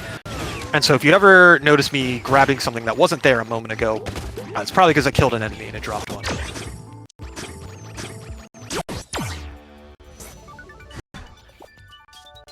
Alright. This next level is very infamous for speedruns. Because the any % run of this level used to be one of the hardest ones, and it's still pretty hard, but it was made slightly easier. But for 100%, we don't do the hardest strats possible, just because consistency. But basically, one of the ways you can use the package and stuff is a ceiling super jump, where you basically bank it off the ceiling, and then land on it, and then jump up again and everything. You can manage, and with the tiptoe, when you cling to the ceiling, you have like a limited amount of time before it runs out. But if you time it so that when it runs out, you throw the package against the ceiling that you're clinging to, and you are able to land on it, you can just jump back up and grab the ceiling again. And that one section in the middle there, that is the fastest way to do that section, is by using that ceiling super jump like to refresh your tiptoe. The problem is it's extremely difficult, and I don't go for it in 100% runs because it's not consistent enough. Or at least I'm not consistent enough at it.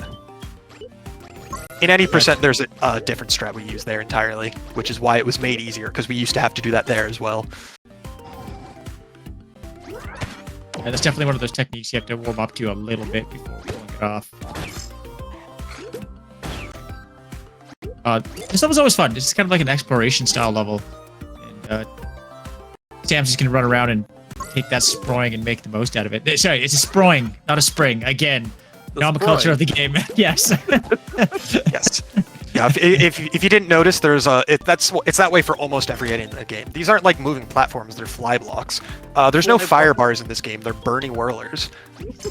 Those fans you jump off of, those are sky wigglers. Oh my god. There's no conveyor belts. There's toe sliders. This game rules. That's what I'm realizing here. Alright, this level here is actually, as far as levels go that are not possible to get everything in under one go, this is technically one of the closest ones to being possible. But because of the GR17, it's not super relevant either way, because you have to get the GR17 anyway. You just run to the right, grab the package, and run back, and hope you don't die in the process. True YOLO style level here. Yeah. But the any % version of this level, which we have to do anyway, doesn't even aggro those guys on the right, so you don't even have to worry about them. You just grab it and instantly turn around.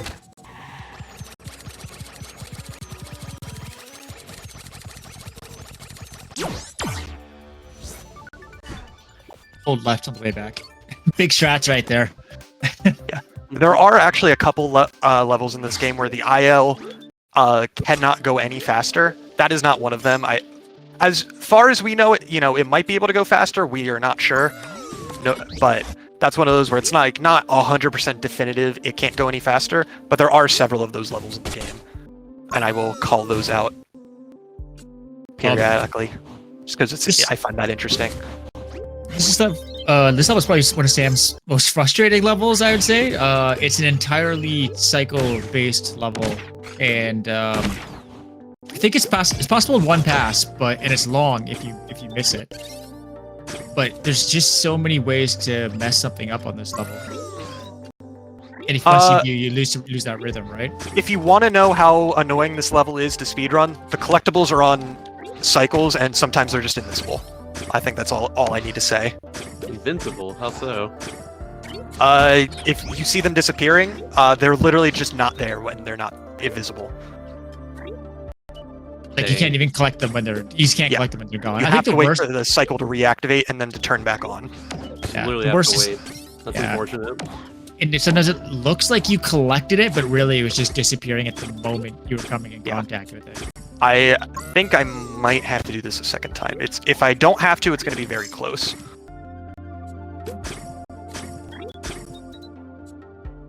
Because that one death was actually pretty bad. Okay, barely got it. Oh, Nice. nice. Half a second to spare. Oh my Up to- goodness, yeah.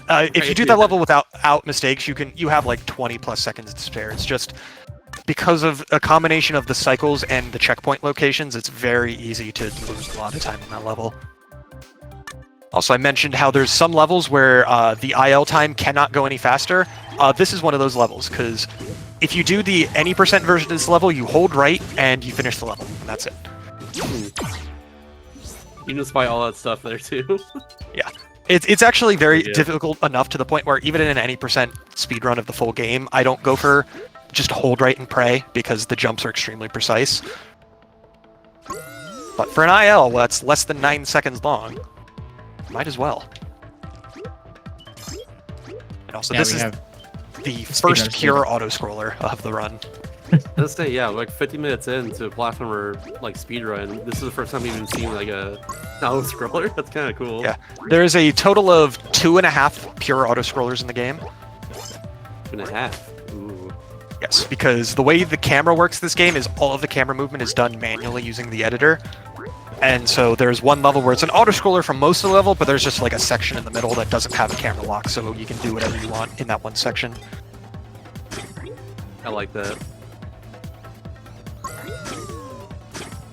Yeah, this is one of those levels where it's not difficult, but if your brain just shuts off in the middle of it, it is very costly. Yeah, good to miss like a pickup or something like that, just as you pay attention. Yeah, because it's an auto-scroller, it's a full minute to replay it every single time.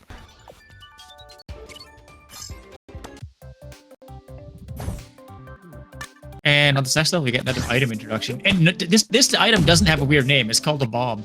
Oh, and it's no. exactly what it is. Like they call it like a gunpowder exploder or something. No. Powder container, boom sphere. Boom sphere seems Yeah, like it. but Boom Sphere Boom sounds on Sphere. brand, honestly. Yeah. Sick. But as you can see, Sam's using it not just to blow things up, including enemies and walls, but also it's got movement mechanics based around it as well.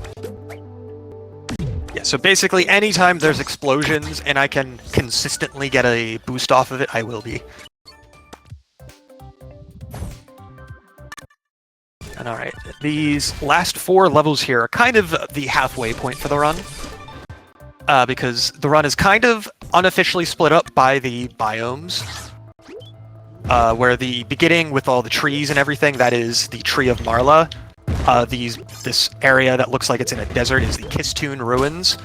There's no R in the word Kistoon, contrary to what some people believe. There's some Mandela effect going on there, I bet. Yeah. Used to be that way. It's like, no, it was always Catch Kistoon, it just up. some people called it the wrong name and never realized it. And then we will also be seeing the Aqua Dunes, which is like a blue, snowy place, and the Asteroid Tunnels, which is purple alien mushrooms. And lungs. In lungs? Yeah. It'll make more Oh. sense once you see it. Alright, fair, okay. But because it's like kind of unofficially split up into those biomes, messed that up a little bit. Let me try that again. I kind of call this the halfway point in the run as a result. It's not like exact or anything, but it's close enough that I just refer to it that way. Alright, that right there was kind of similar to that other level where there's just a row of gems and a bug piece next to them, and you have to hope magnetism cooperates. Because this level is very difficult if you don't get that. It's not like the other one where it's impossible to go back and get it without having to redo the level. It just loses you about 20 seconds to go back and get it later. Nice to see you get that one on first pass, because I know that level can break you sometimes. Yes, that level is another one of my full sarcasm favorite levels. Because there's a handful of levels that I really am not the biggest fan of. Alright, that one's another level that can sometimes just, you miss the on-time delivery by a 10th or a 100th of a second, but thankfully it worked out. Yeah, it was really close.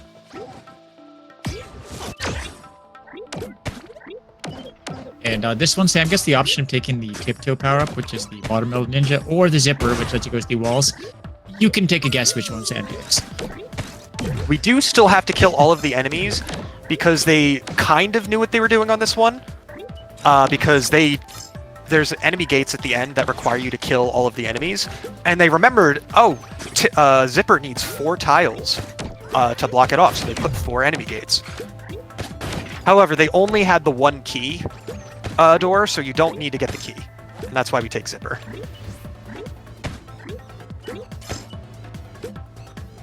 This is also another one that sometimes can get in your skin pretty quickly. It looks like you got a pretty clean kill run on that, because those enemies don't always cooperate. As we said, they have a little bit of RNG to them. And after that level, we're going to open the settings real quick. It's intentional. Because what that does is, as you travel around the map, you got your little spaceship moving around, and you gotta move between each of the nodes. But if you open the settings menu, it will instantly put you onto the next node that you're moving towards. But if the movement in between nodes is long enough, then opening the settings menu is faster than waiting out that animation. So there's a total of 3 spots that we do that in the run. It saves about 4 seconds total. So it's very small, but it's very easy. Is this auto-scroller 2 or auto-scroller 1.5? This is auto-scroller half. Oh, cool.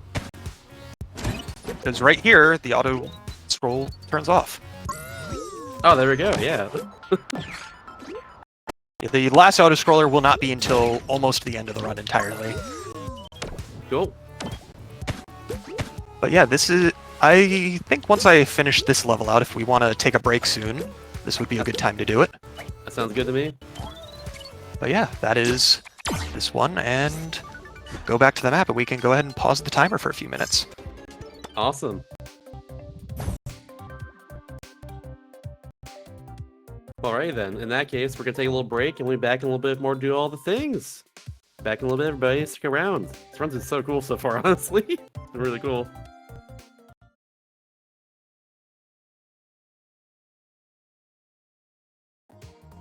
Alrighty, welcome back everybody to Do All the Things, where we gain all the things. So far this run's been really cool, honestly. I'm really excited to watch more of it. But first off, I've got a few announcements to say before we continue on. Just a reminder that your subs, Prime Gaming subs, gift subs, and bits cheered at Games of Twitch channel here help support the GDQ Hotfix. So please consider subscribing if you enjoy the daily speedrunning contents. Any primers? Any primers? Anyone? Anyone? Can you get one? But yeah, if you missed out any Hotfix shows in the past or past events in general, be sure to check out the VODs on youtube.com/gamesdonequick.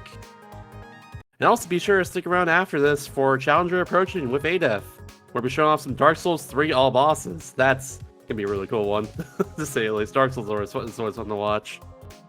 But this run's also been very fun to watch too, and I'm excited to see some more of it. So, what's up, Sam? Hello. All right. Hello. I think we can just go ahead and hop back into things in a moment. So I'll just give a countdown. We can get started again. So 3, 2, 1. Let's keep going. Heck yeah. Skipping training All seminars. right, since we took a break right before cutscene, that's how we're opening, just by skipping a cutscene. Like a true game, like a true speedrun. Yes. This level here is actually kind of interesting, and it's the only level in the entire campaign that requires you to get all the gems. Because the door to the goal here doesn't open until you collect them all. So you don't even have to do anything different for this one versus any percent.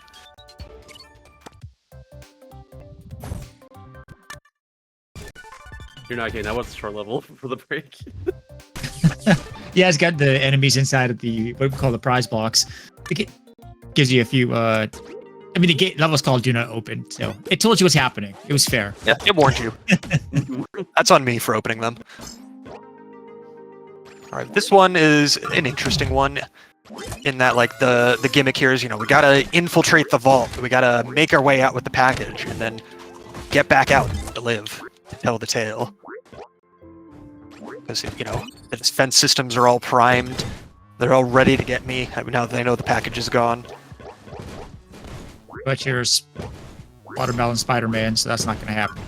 Oh yeah, tiptoes, impossible to notice. Ormond Spider-Man They can't never let catch it it. happen to them. Never. This is one of the levels where I do have to do it 1.5 times because of the GR17 though. Because the GR17 in this level requires using a bomb, and getting the on-time delivery on this level is already tight enough that you can't spare one of the bombs that you have. So you just have to go back in and do it a second time. Because of where it is. Also, fun quirk, you get to see what happens if one of the unlocks requires the GR17 and one of them doesn't. Which is why, actually, it is not optimal to do it in some levels to get the GR17 second and quit, because when you unlock one node on the map, it automatically moves you onto that node, but if you unlock more than one node, it keeps you on the level you just finished. And so by unlocking one node, we actually have to do extra movement to go back to the vendor that didn't have the animation. So it would actually be better to unlock both of them, because then you don't get the extra map movement. What is this power now? Yeah, this is the punchy power up. This guy's called Waylay. I like to call him Waybay. And yeah, his main mechanic is he punches, and as you can see though, it's also got that movement aspect too, where he punches up and diagonal. You can get up to higher places and kind of coast along longer valleys and stuff like that. And you can also, I don't think you see it too much in here, but you can also be used when you're on the ground. It punches straight across, which can be used in some cool ways too. But yeah, it's sort of the combat power up, if anything. It seems really fun to use, honestly. This is a power up that is intended for combat, and it is better for platforming than it is for combat. It reminds me a lot of like the Celeste dashes, for instance, but like of course used for combat in this case. That is definitely the easiest comparison to make. But one of the fun things about that power up is it is the fastest speeds you can reach in this game are a direct result of the Waylay. And you will see what I mean by that later. Because we're not showing it off just yet. This level's kind of cool in a few aspects. You get to use the Popjaw medallion, which lets Sam teleport to wherever he throws it. And that's the Popjaw is the name of the sharks. Should mention that. So when you kill a big one, it drops a medallion. If you throw that, you teleport to it. Sam's also going to trick the boss at the end here too. Sam explained that while he does it. Yes, so the way the switches work in this level is that they only detect that the enemy is there at the end. They don't care whether he's alive or not. And so by getting him to teleport outside of the arena just thinks, oh, there's no enemy here. I'll let you through. Oh, so just skip the entire boss then. Cool. Exactly. Also, unfortunately, I messed up the movement a little bit, so I'm going to have to play through a second time. But now you get to see more teleporting sharks. We all love those. You get to see me skip the boss again, now that you know what's going on. Yeah.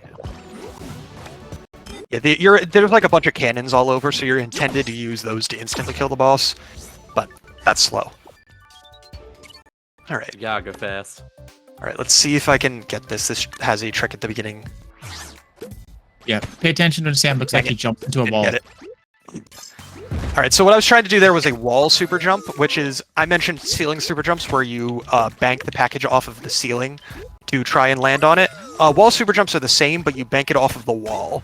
And they are one of the most precise pieces of tech in the game, which is why I go for it once and then just move on, because the GR17 in the level is up on top of that enclosure at the top at the beginning there. Ooh, that's unfortunate. Well, I'm gonna have to do this level a second time anyway, I guess. That is a shame. But the GR17 is up on top of that enclosure, so the fastest way to get it is to do a wall super jump at the beginning there and just go up immediately. But if you miss it, you only lose like 2 seconds, so might as well go for it. If I get it, I can save a few seconds. If I don't get it, it doesn't lose me too much time.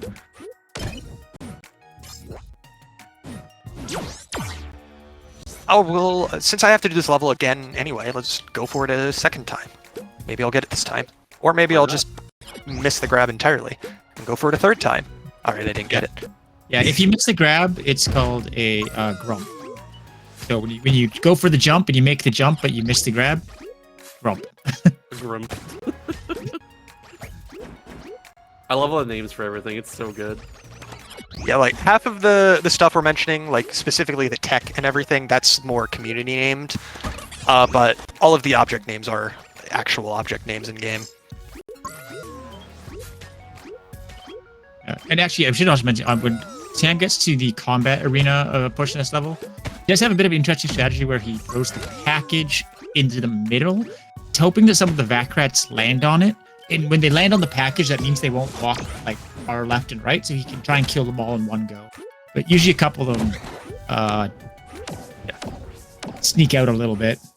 Yeah, that is also kind of the secondary purpose of that. The main purpose is I can dash over and throw the package down to immediately activate the switch that makes them spawn. That's the main reason to do it, and the fact that they land on top of it is just a nice bonus. Oops. And then this level, you're going to get to see a lot of interesting Waylay stuff.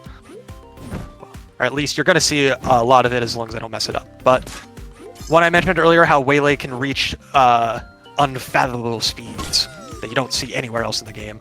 Unfortunately, the actual fastest isn't really anywhere in the campaign, but you'll get the close second on this level. That's actually went on autopilot and used the bomb to blow up the bricks when I just can punch it. But basically, if you dash while sprinting, you just go crazy fast. And it might be a little hard to tell because I'll be off the top of the map when I do it.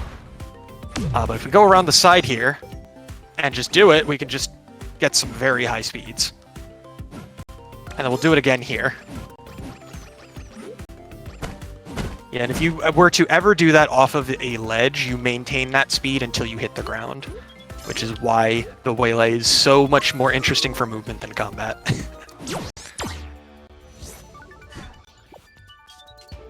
Yeah, and as you may have noticed, Sam didn't explore a big chunk of the level and broke that level mercilessly. Seems like it to me. Also, that is 100% how this level's supposed to sound. That jingle was definitely played as intended. That level is like supposed to be like your introduction to, oh, you can make music levels in this game using the boom boxes. But you can just, by holding right, you go fast. You can finish the level sooner, so you don't actually get to hear the little tune that the level designer made for you. This was kind of like a showcase a little bit of the pinball-esque-ness that's possible in this game with one of my personal favorite items, but not always a community favorite, is the bumper. But the key thing to know with the bumpers is they got like 8 directional depending on where you hit them, and so it can be a little finicky if you just missed a jump on the wrong angle. He mentioned how it's not everyone's favorite. I loathe bumpers. I think they're awful. Like, genuinely, they're one of my least favorite items in the game. They're very satisfying when you can nail the specific angles and everything, but if you don't nail them, they're extremely frustrating.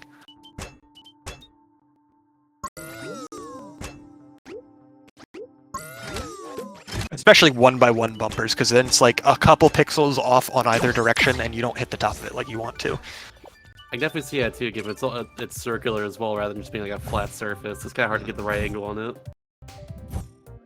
Kind of like a smash bumper, I guess. Or just it'll knock you back like really quick. Exactly. Like, it's more a weird angle.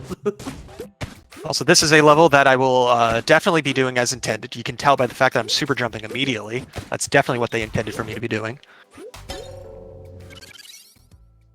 So the way this level is structured is what you're supposed to do is there's a whole bunch of boxes all throughout the level that you're supposed to take back to the beginning there, stack them up, and then jump off of them to get the Waylay and get up to the package. We don't have to do that because they gave us boxes, and boxes let you do a lot more than just stack them.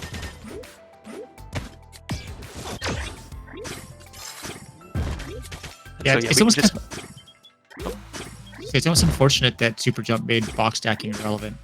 So if there's box stacking, you may as well Super Jump. Exactly. The only time it's ever possible to be made relevant is if there's like a switch on a ceiling that you have to hit and like keep it pressed, and then you might have to stack like a couple boxes to have that happen. But as a consequence of breaking the level, we kind of have to do that in order to finish the level quicker, because we don't have the Waylay like we're supposed to. Because we need that extra tile from a box. But fun fact, the any % run of that level is about 6 seconds long. just go up, grab the package, and go finish immediately. Very good.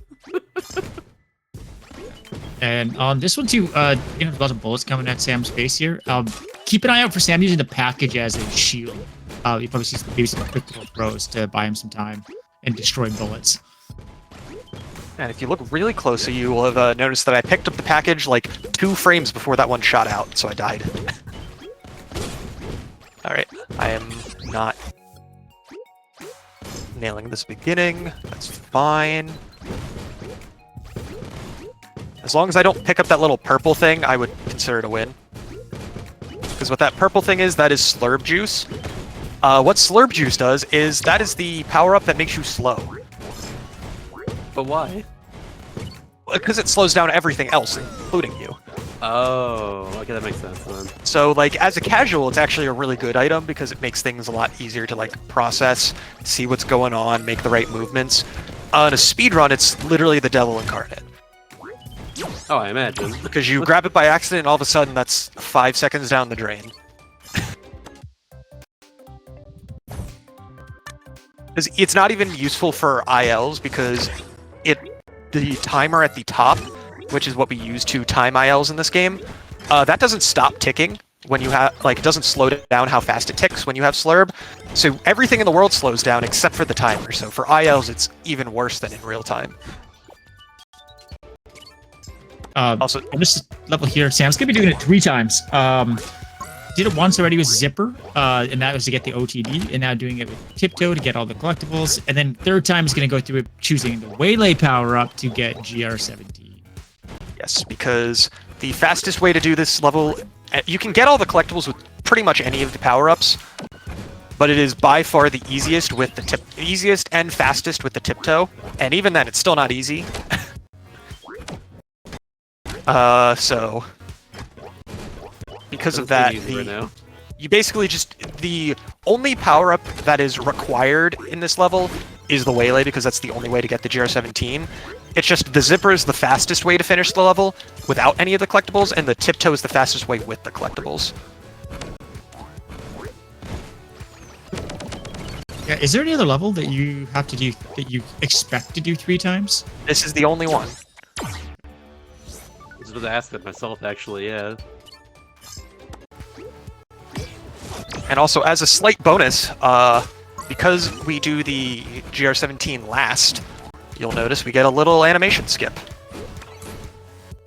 Because it unlocked the vendor. Oh, nice.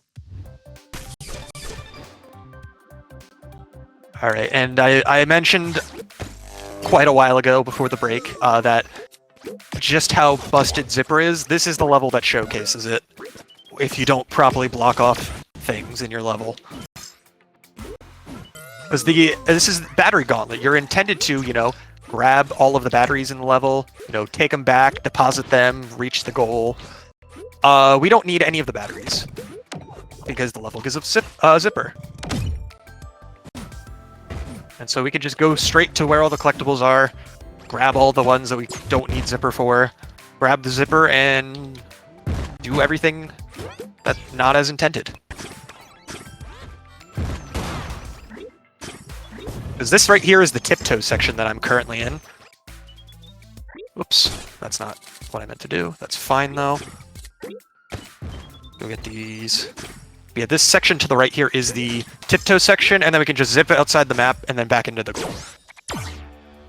Bypassing the need for batteries entirely. That's broken.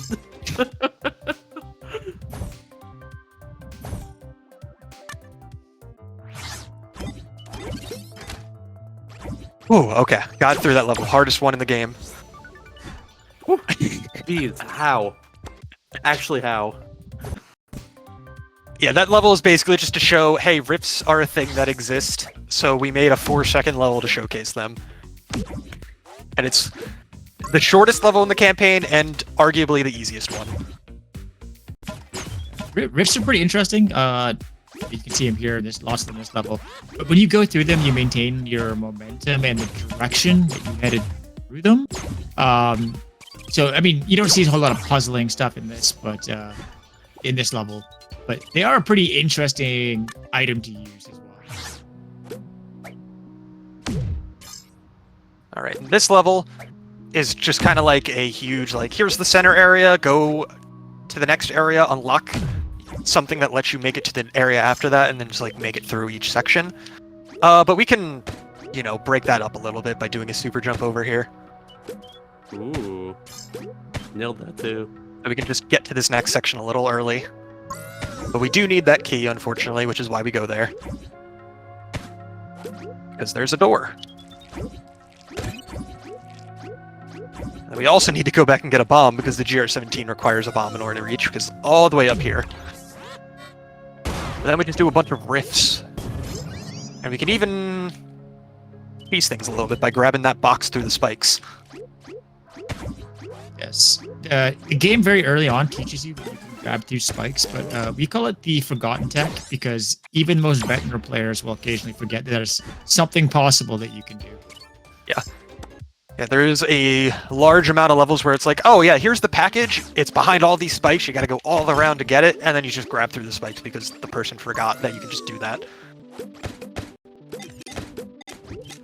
And this is a little key puzzle where you gotta like deposit all the keys in the right order and everything. But like all puzzles in a speedrun, I already know what I'm doing, so I just throw all the keys as quickly as possible and make it through.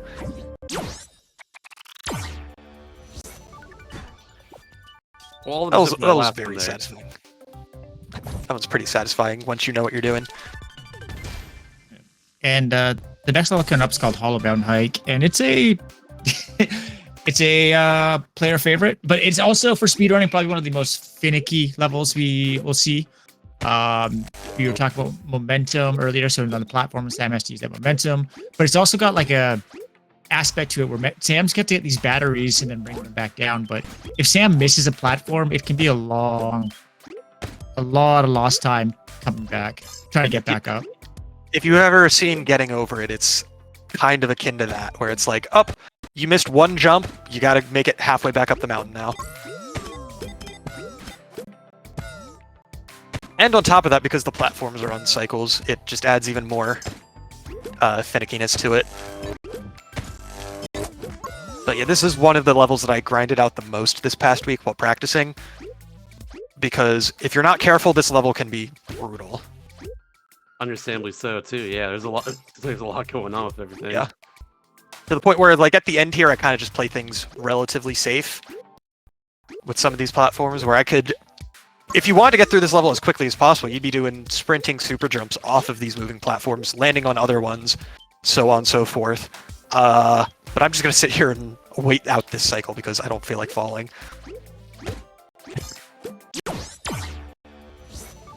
That was a pretty smooth run of it. I didn't see we didn't have any major drops or I've done better. I've done better on that level in the past, but I am not complaining with how well that went. Yeah, it was nice. Also, if you thought it was one moving platform level wasn't enough, here's another one. Except this time, if you fall, you die.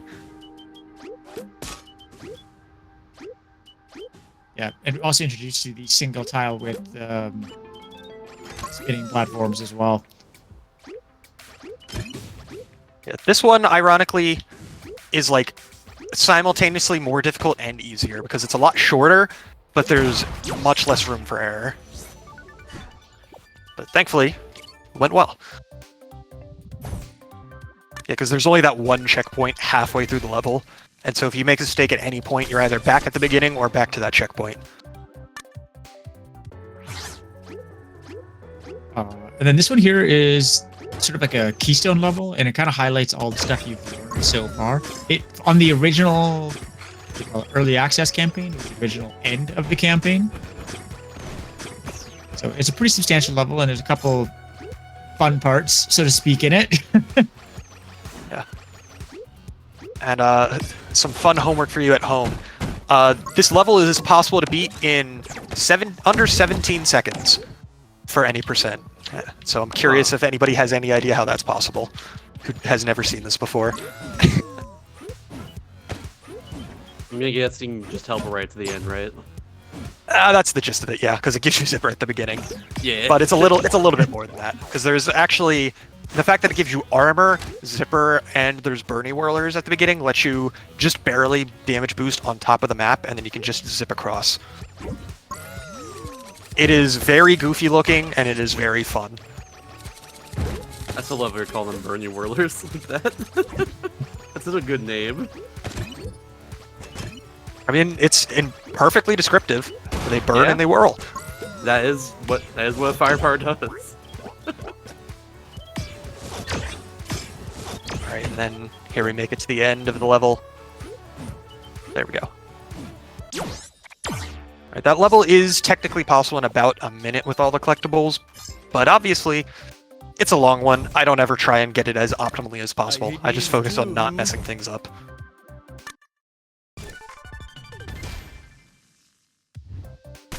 Alright, and then blink and you'll miss it. We're going to do another map warp where we open the settings menu.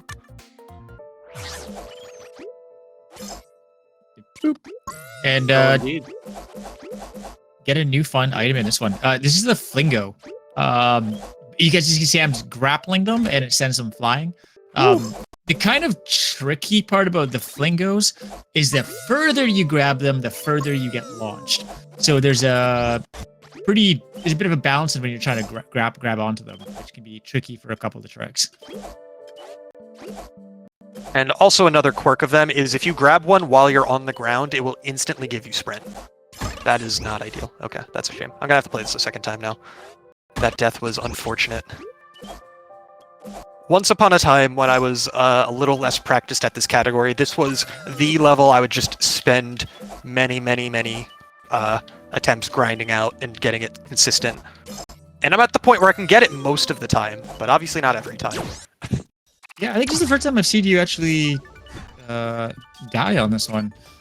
Yeah, let me do the 90% strat. There we go. Yeah, it's okay, see, I'm sorry. I just have to point out your deaths. That's part of the obligation here. I mean, yeah, you pointed them out, and then I immediately had to restart the level again. It's fair. That's just how it goes.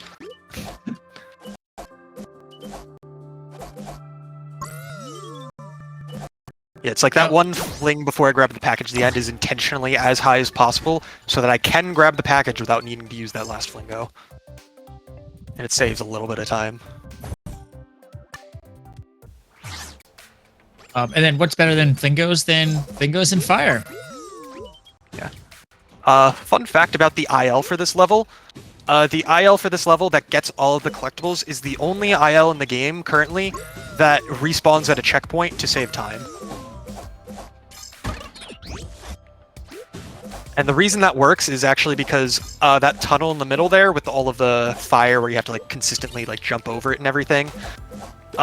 If you grab a checkpoint the same moment a fireball shoots out of the cannon, when you respawn, the cannon will it'll still be shooting the fireball, but since the fireball's in a wall, it just instantly despawns.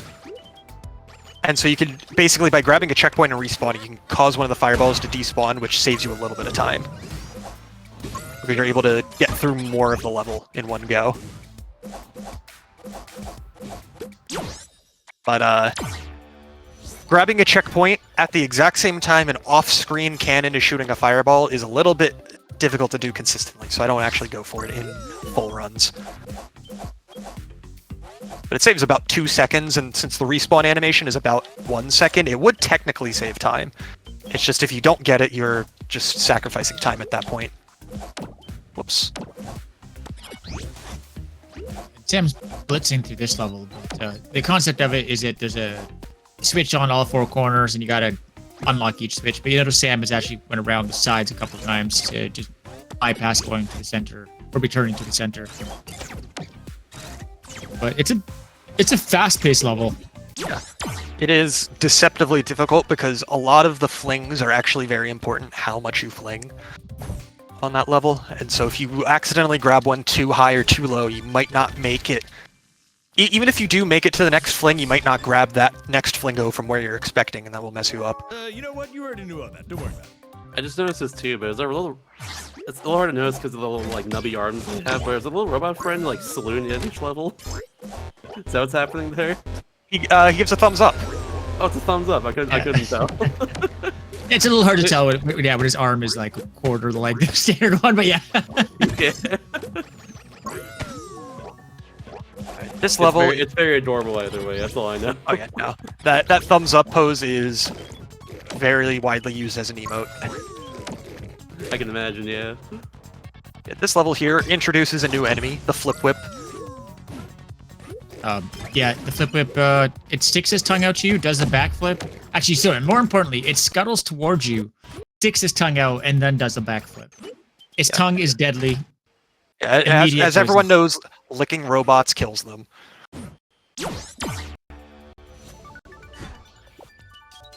Yeah, it's definitely not everybody's favorite enemy. Some people don't like how seemingly unpredictable it can be at times. But if you know what you're doing, they are actually very easy to deal with. All right. Dang it. And this is probably, I'd say, arguably the toughest standard level in the game, as in, just completing it is probably the most challenging for a lot of players. And I think it's technically possible to do 100% it, but very unlikely. There's a couple of really gnarly tricks to make it happen. So in order to do it, you might have missed it, but I did land on a platform next to a spike that was, the spike was already on the platform. That's because I did what was called a pixel jump. Hazards in this game are not a full tile of size. And so when they're on a platform like that, you can actually land right next to them if you're like very, very careful with your movements. And so by landing next to that one spike, I was able to take both paths, because normally you're only able to take the one path at the beginning and either get the bug piece or the gems. But I was able to get both of them by very carefully pixel jumping and then make it back to the platform in time. Yeah, I was really impressed with like the level in general. Just considering I had to like make the cycles too with the car as well. Yeah, that was really cool. Yeah, it's definitely a fun one. It's definitely a fun one, a real satisfying one to finish up. Of course, that makes it look easy, but for the rest of us. It's one of those levels where it's an auto-scroller in quotes, because the camera's not auto-scrolling, but you can't really do too much to save time until the end. But it's not a true auto-scroller, so it doesn't count in the 2.5 count. And then this one's a bit of a unique one in that Sam's going to be trying to press that switch in time to drop enemies into the buckets. This level right here is one of the levels why you can't kill every enemy in every level. Because the spawners that drop enemies have 99 enemies in them, and then the last one you have to have survive. I see the thumbs up now. All right. Yeah, that one's there. That's the kind of level where it's like it's kind of fun as a gimmick, but it's really, really frustrating if you don't have a strategy to get through it quickly. And yeah, we also got it's called a power-up, but it's a temporary power-up. It's called the Electro Shield showing up in this one. It's got a little bit already there. The Electro Shield, basically, when you contact an enemy, kills the enemy. It does not, however, make you invincible to hazards like spikes or fire and stuff like that. There we go. Look at that sweet, sweet electrical energy. Yeah, I accidentally didn't grab it when it first spawned, so I was actually a little nervous for a second there, because there's no checkpoints on that level. But in case you missed the Electro Shield, there will be another one at the end of this level, so you get to see it in action again. Yeah, there are two invincibility power-ups in this game. There's the Electro Shield and the D-Bot. The D-Bot is basically invincibility for hazards, while Electro Shield is invincibility for enemies. Where the D-Bot lets you run on spikes and stuff like that, but it doesn't stop you from hitting enemies.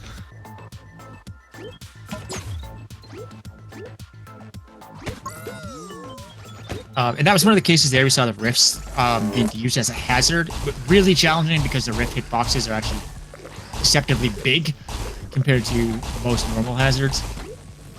There we go. Some more sweet Electro Shield ASMR action. I meant to drop back down there and grab that gem. You can just see it mocking me. No. That's fine. You can just see more Electro Shield. Hooray. Because I know that's what everyone's here for. I'm a bad personally. It's like a fun little bonus that both the Waylay and the Electro Shield has is when when you kill an enemy, it launches them in the opposite direction, and when that happens, they can actually pick up gems. And so if you were to you might have noticed that in that one level a little while back where I used the Waylay to pick up a couple gems by hitting an enemy. That is also the case for the Electro Shield. And if I line things up properly, I can actually get these gems at the end with an enemy kill. But depending on what enemy is left, doesn't always work out. Almost missed it again. That was close. Yes. Thankfully, You I got it didn't. though. Heck yeah. And then this level's kind of interesting too. It's Temple of Karma, and it's got a switch in it that if you kill an enemy, the level becomes very spiky. So Sam's going to be trying to avoid killing enemies in this case, and he'll be given all the tools in the world to kill enemies. Like, here's a maze full of lecture shields and enemies, and I have to just avoid them all. And wait for the lecture shield to run out before I can move on.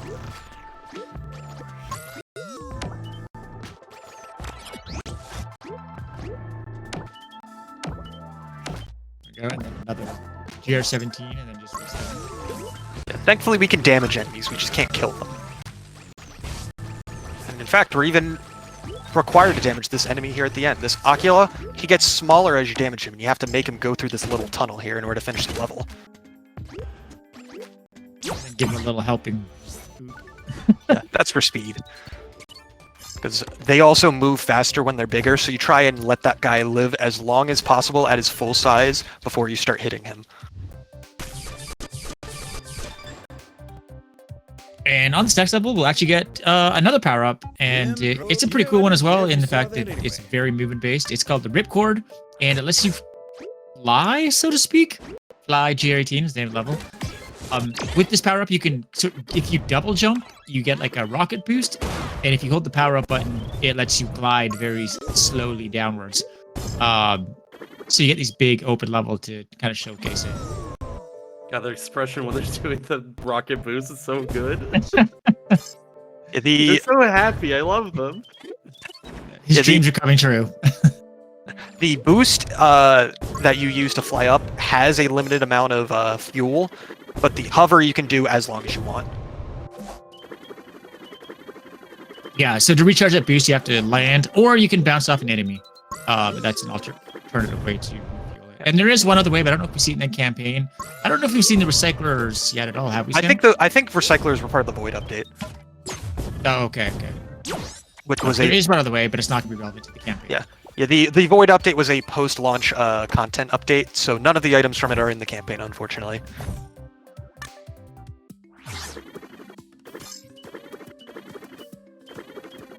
Alright.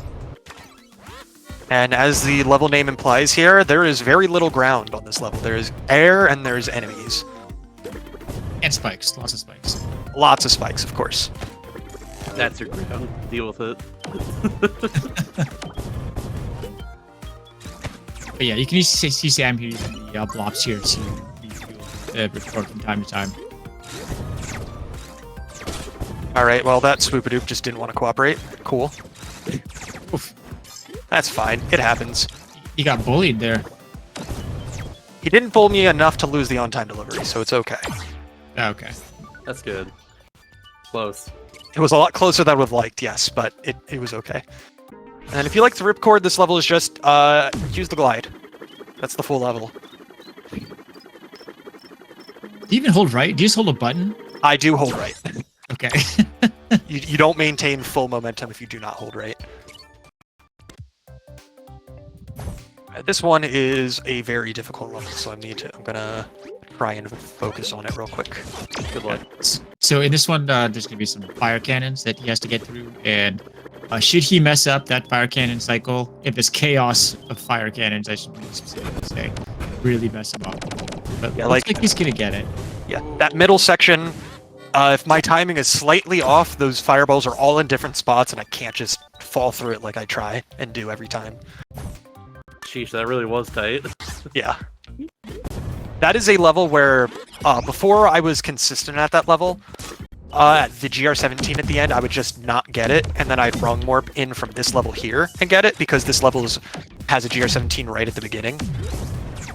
And so that is a much safer version of that level, if you are having trouble, like, you know, doing everything as intended in one go.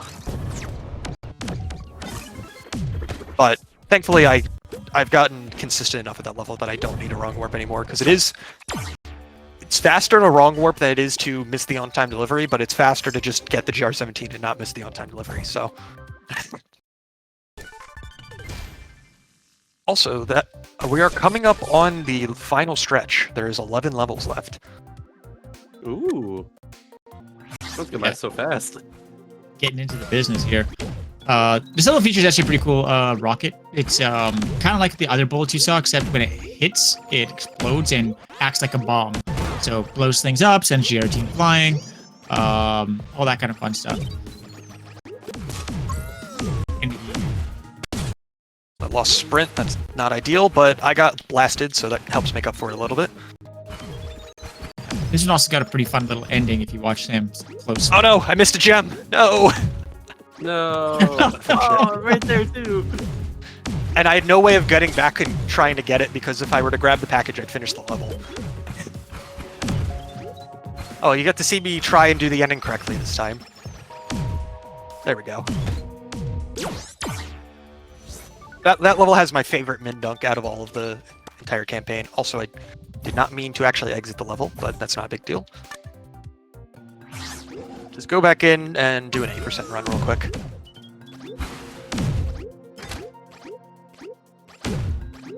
Oops. I mean, pretty generous OTD, all being said. It's just not generous if you're trying to get all the collectibles.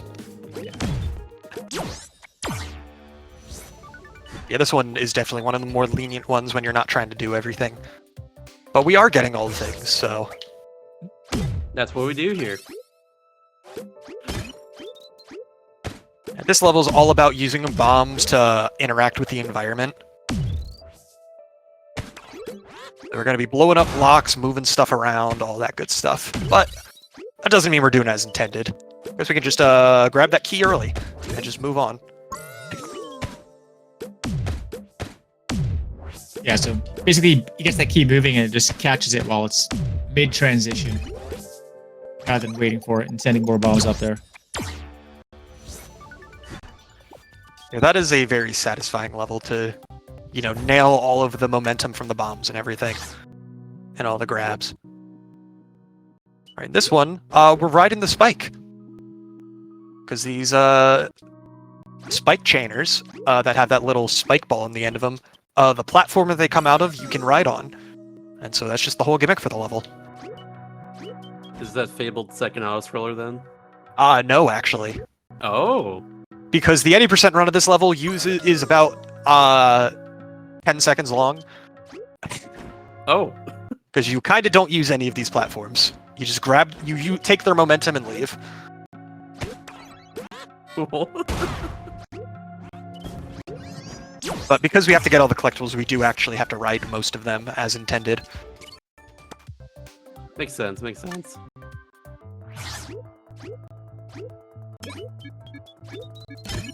And here we have a relatively normal level in the sea of level gimmicks, where this level just introduces a switch that has a timer, and that's all it is. So you just press the switches to receive the spikes, and you just make your way through. Not too crazy. Surprisingly simple. I respect it. Yeah, I mean, it's a pretty fun level still, even if it is simple, so... But it does have a Absolutely. cool package grab here at the end, that I messed up. Dang it. That's unfortunate. But normally you could just run to the right, grab the package as it blasts past you, but I grabbed it like half a second early. But speaking of level gimmicks, this one has the best conceptual level gimmick that is executed the worst. So the sort of circular-looking cannon faces are locking onto GR18, so Sam has to like trick them into shooting where he wants it to. But sometimes things don't cooperate. Because like these enemies right here, when you have to kill them, those flapjacks can kind of just jump over the rockets and not get killed. So if you don't get an explosion off of the Lazumis and hit the flapjacks, you can be stuck there for like 10 or 15 seconds just waiting for them to line up. And there's nothing you can do to speed it up. And then this section here combines rifts along with rocket tracking. So Sam's making the rockets go to the specific rifts to knock things around in his favor. Also, this end screen is when you post an opinion online. Yeah. It's best end screen in the game. Just having 100 angry cannons looking pointed at at you. They're supposed to paint a had you like this. Alright, this level is the best level name in the entire run, Grand Theft Grotto. Very good. And you notice Sam's avoiding a bunch of eye switches there, and that's just because if he switches those, a bunch of fire happens. And fire, makes things a little harder. Usually bad. Not always, but usually. Yeah, this is a pretty comprehensive level. There's a lot of mechanics going on in this one. It's using bombs for puzzles, and then you'll see some combat. There's some platforming. Uses the ripcord power up. Yeah, this is the second longest level in the campaign for a reason. I didn't hit the switch. Okay. And there seems to be a lot of single uncooperative dreams this run. Yeah.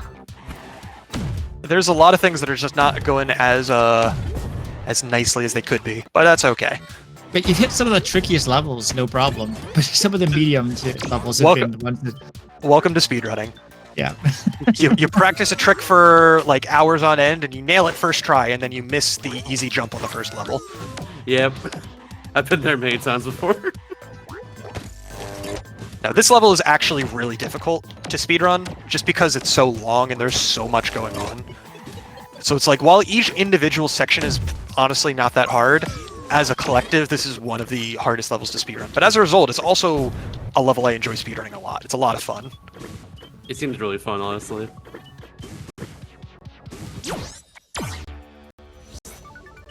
but that ending section is pretty tricky to get all the collectibles for. Because if you're doing any percent, you could just drop down and hit the goal immediately. And not worry about any of it. Just send you an email, I guess. And we're going to get to see the final power-up that's available in the campaign. There is one other more power-up, and as Sam said, there was a content update after, and that there's a power-up including that. But this one, we get to see the rebound. And the rebound is a power-up that lets you shoot your face. And when you shoot your face, you go flying backwards, as well as you get a projectile that bounces around in front of you that can hurt things, or that you can jump off as well. And you get 2 faces per sort of charge up. Just in case. Unfortunately. That's more than what I have right now. What a good price. 2 for the price of 1. Alright, I might miss the on-time. I think I'm probably going to miss the on-time delivery because I had to go back around to get that bug piece again. But that's okay. This is not an easy level to get the on-time delivery on, so if I don't get it first try, it's not the end of the world. And it's probably fair to say Rebound's probably one of the trickier power-ups to get a hang of. You'll notice that when Sam projects himself backwards, he has to flick facing the opposite direction he wants to go really quickly. So there's a little bit of finesse required to get a handle of the Rebound. And this is also one of the few power-ups that, in order to do some of the levels with it optimally, you have to route your power-up usages in a way that you don't have to for any other power-up. Because like we said, you fire up to 2 shots at once. But the timer for when your shots recharge starts after your first shot. And so you can time your second shot so that right when everything recharges, you fire your second shot and you can immediately fire another 2 shots right after. And so by timing that, you can actually get 3 shots in a row. Or alternatively, in a lot of these other levels, it's you fire once, then you immediately follow it up by waiting, fire once, have it recharge, fire a second time, and then hold on to that 3rd shot and then just chain those over and over again. Which is important for a couple levels coming up.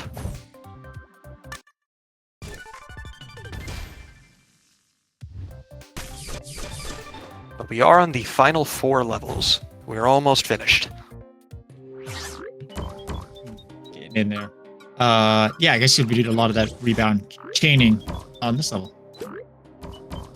Yeah, this... Oh, I don't need to... Not do 90%. Don't super jump there. On autopilot for a second there. And so one other maybe small note in this one is that the face can also stop bullets. At no harm to you. At no harm to the robot.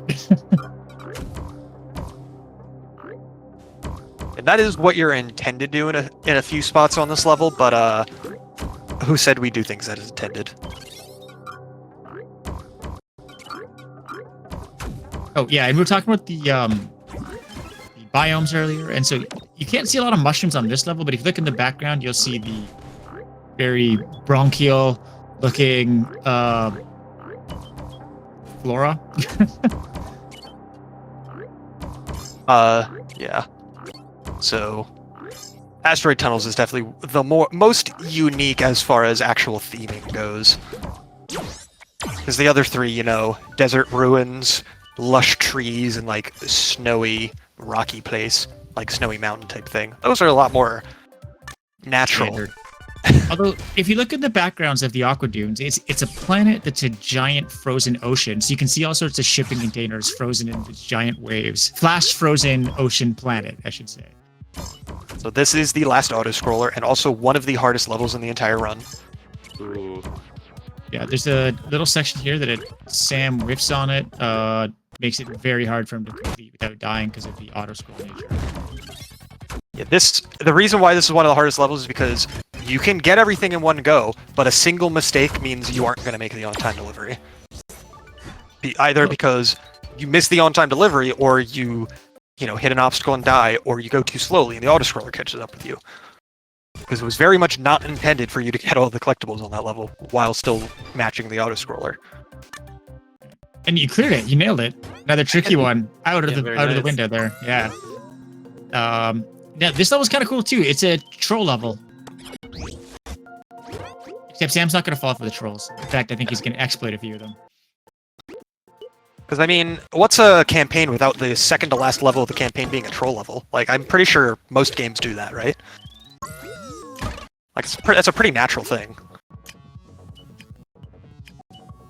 But, like, I legitimately think this is a pretty fun troll level, because it's not, like, too mean or anything. It's just, like, a few things that fake you out, a few things, like, you have to just, like, trial and error your way through, like, most troll levels. It's pretty fun. And then speedrunning, it's also fun, because you get to skip all of it. However, because I had to restart from that checkpoint, this timing might be a little tighter than I would like.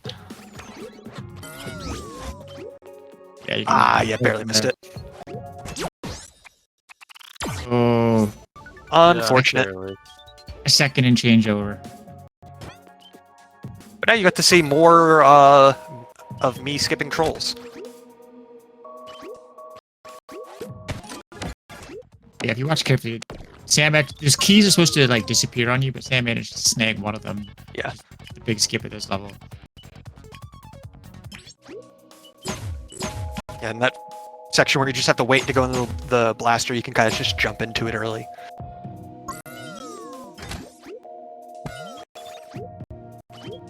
Alright, there we go. Not too shabby. And now we can move on to the final level. Time does not end after the final level. Time ends after we skip the credits, because that's actually when it shows 100% in the top right, because of the last two nodes at the end there. So I will call that when it happens. I guess that means the credits are a level in this game. Is that technically?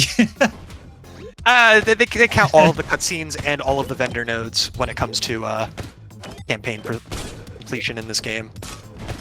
But this level is the final hurrah. It includes everything we've seen so far. All of the power-ups, a bunch of obstacles. It's also the longest level in the game, which is very obvious based on the fact that they give you 3 minutes for the on-time delivery.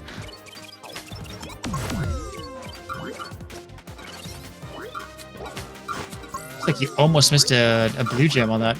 Yeah, that happened to me when I was practicing last night as well. I think I legitimately thought I was going to miss it until I grabbed it. It's a lot trickier than it seems, because you kind of just have to jump and hope that you hit the right trajectory. But I've yet to miss any gems yet. So it's a lot scarier looking than it actually is. But we finished the tiptoe section, so we move on to the ripcord section. Yeah. So you navigate down there and then do a little bit of, what do you call it, timing alignment puzzle. You hit the switches and then they work. Eventually. You do the thing and it happens. There we go. Yeah, You do all the things and you can beat the level. exactly. Yeah, that's what I'm saying. right, and then Base both, playing games sounds so easy. yeah, you just do the things and you're good. Both the Waylay and the Rebound as the two power-ups with like direct combat utility are the two that give you a little battle arena. So we try and get through those as fast as possible. And I mentioned earlier that shell jumps are a thing. I'm going to do one right here real quick. They're actually very, very easy in this game as long as you just hug the wall, like I did. There's much more difficult variants if you want to get crazier, but if you can hug a wall, they're not that bad. Get that armor because I don't trust myself. Alright. As we get Zipper, we can move on to the final stretch here. Almost done with this level. Unfortunately, Sam doesn't get to use Zipper to completely break things in 100% round. Yeah, all of these power-ups at the end are optional since they give you Zipper. But because we need the gems, we unfortunately can't skip them. And that is the final level, and assuming I haven't missed anything, which I don't think I have, time will be coming up in a moment. Alright, the top right looks good. I'm just gonna assume I didn't miss any vendors or anything. Alright, and final cutscene. This is the credits. And time. Congratulations. You know, I didn't care if you saw it anyway. Nice. Alright. GG. Eh. GG. And now you have seen the entirety of the campaign. That's so cool. This game is awesome. Yeah, I have not put a couple thousand hours in this game for nothing. Not even including speedrunning it. It definitely shows. Like this is a very skillful run to say the least. Any shoutouts for the end here? Sure. So, first off, for Levelhead, if anybody is interested in picking up this game, it's available on Xbox, Switch, iOS, Android, and Steam. All of them that aren't PlayStation. But it's, you know, I think it's like $20 normally. And it's not on sale. And unfortunately, you did just miss the Steam Summer Sale. It was $4 about a month ago. Oh my And god. a little steal. cheaper on mobile as well. Yeah, on mobile, I think it's $7 or $8 full price. No But if you kidding. are interested, though, it is on all of those platforms. If you are interested in either getting more into this game casually or as a speedrun, the entire community, which includes the speedrun community, gathers in the game's the developers' Discord server, which is Butterscotch Shenanigans. There is a link to it in-game at the bottom. If you go to this little hub area right here, there's normally a ticker here at the bottom that will scroll, and one of the things it has is the Discord server. But you can also find it on the speedrun.com page and on the developer's website and stuff like that. So if you are interested, go there. That's where you'll find everybody. And might I add too that if you are interested in just testing out speedrunning, it's also a great game for that because you can run individual records and have those posted in-game. So if you're like me and can't stomach a whole campaign of speedrunning, but would like to do a few levels, it's a great opportunity to try that out as well. Yeah.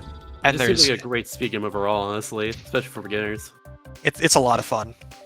And since it is level based, you can just not do the hard stuff and just slot it in when you're more comfortable with it. Absolutely. That being said, we're going to be over time, so we're going to wrap up right here. Thank you all for Absolutely. watching this episode. Do all the things. If you want to submit a 100% speedrun or any other game where you get a lot of stuff or do a lot of things like this to this show, go to games.com/hotfix and use the submission form right there. But for now, after this is going to be 8F with Challenger approaching, and they're going to be doing Dark Souls 3 all bosses. So that's going to be really cool. Looking forward to that. Dark Souls is awesome. But yeah, have a good night, everybody. I'll see you later.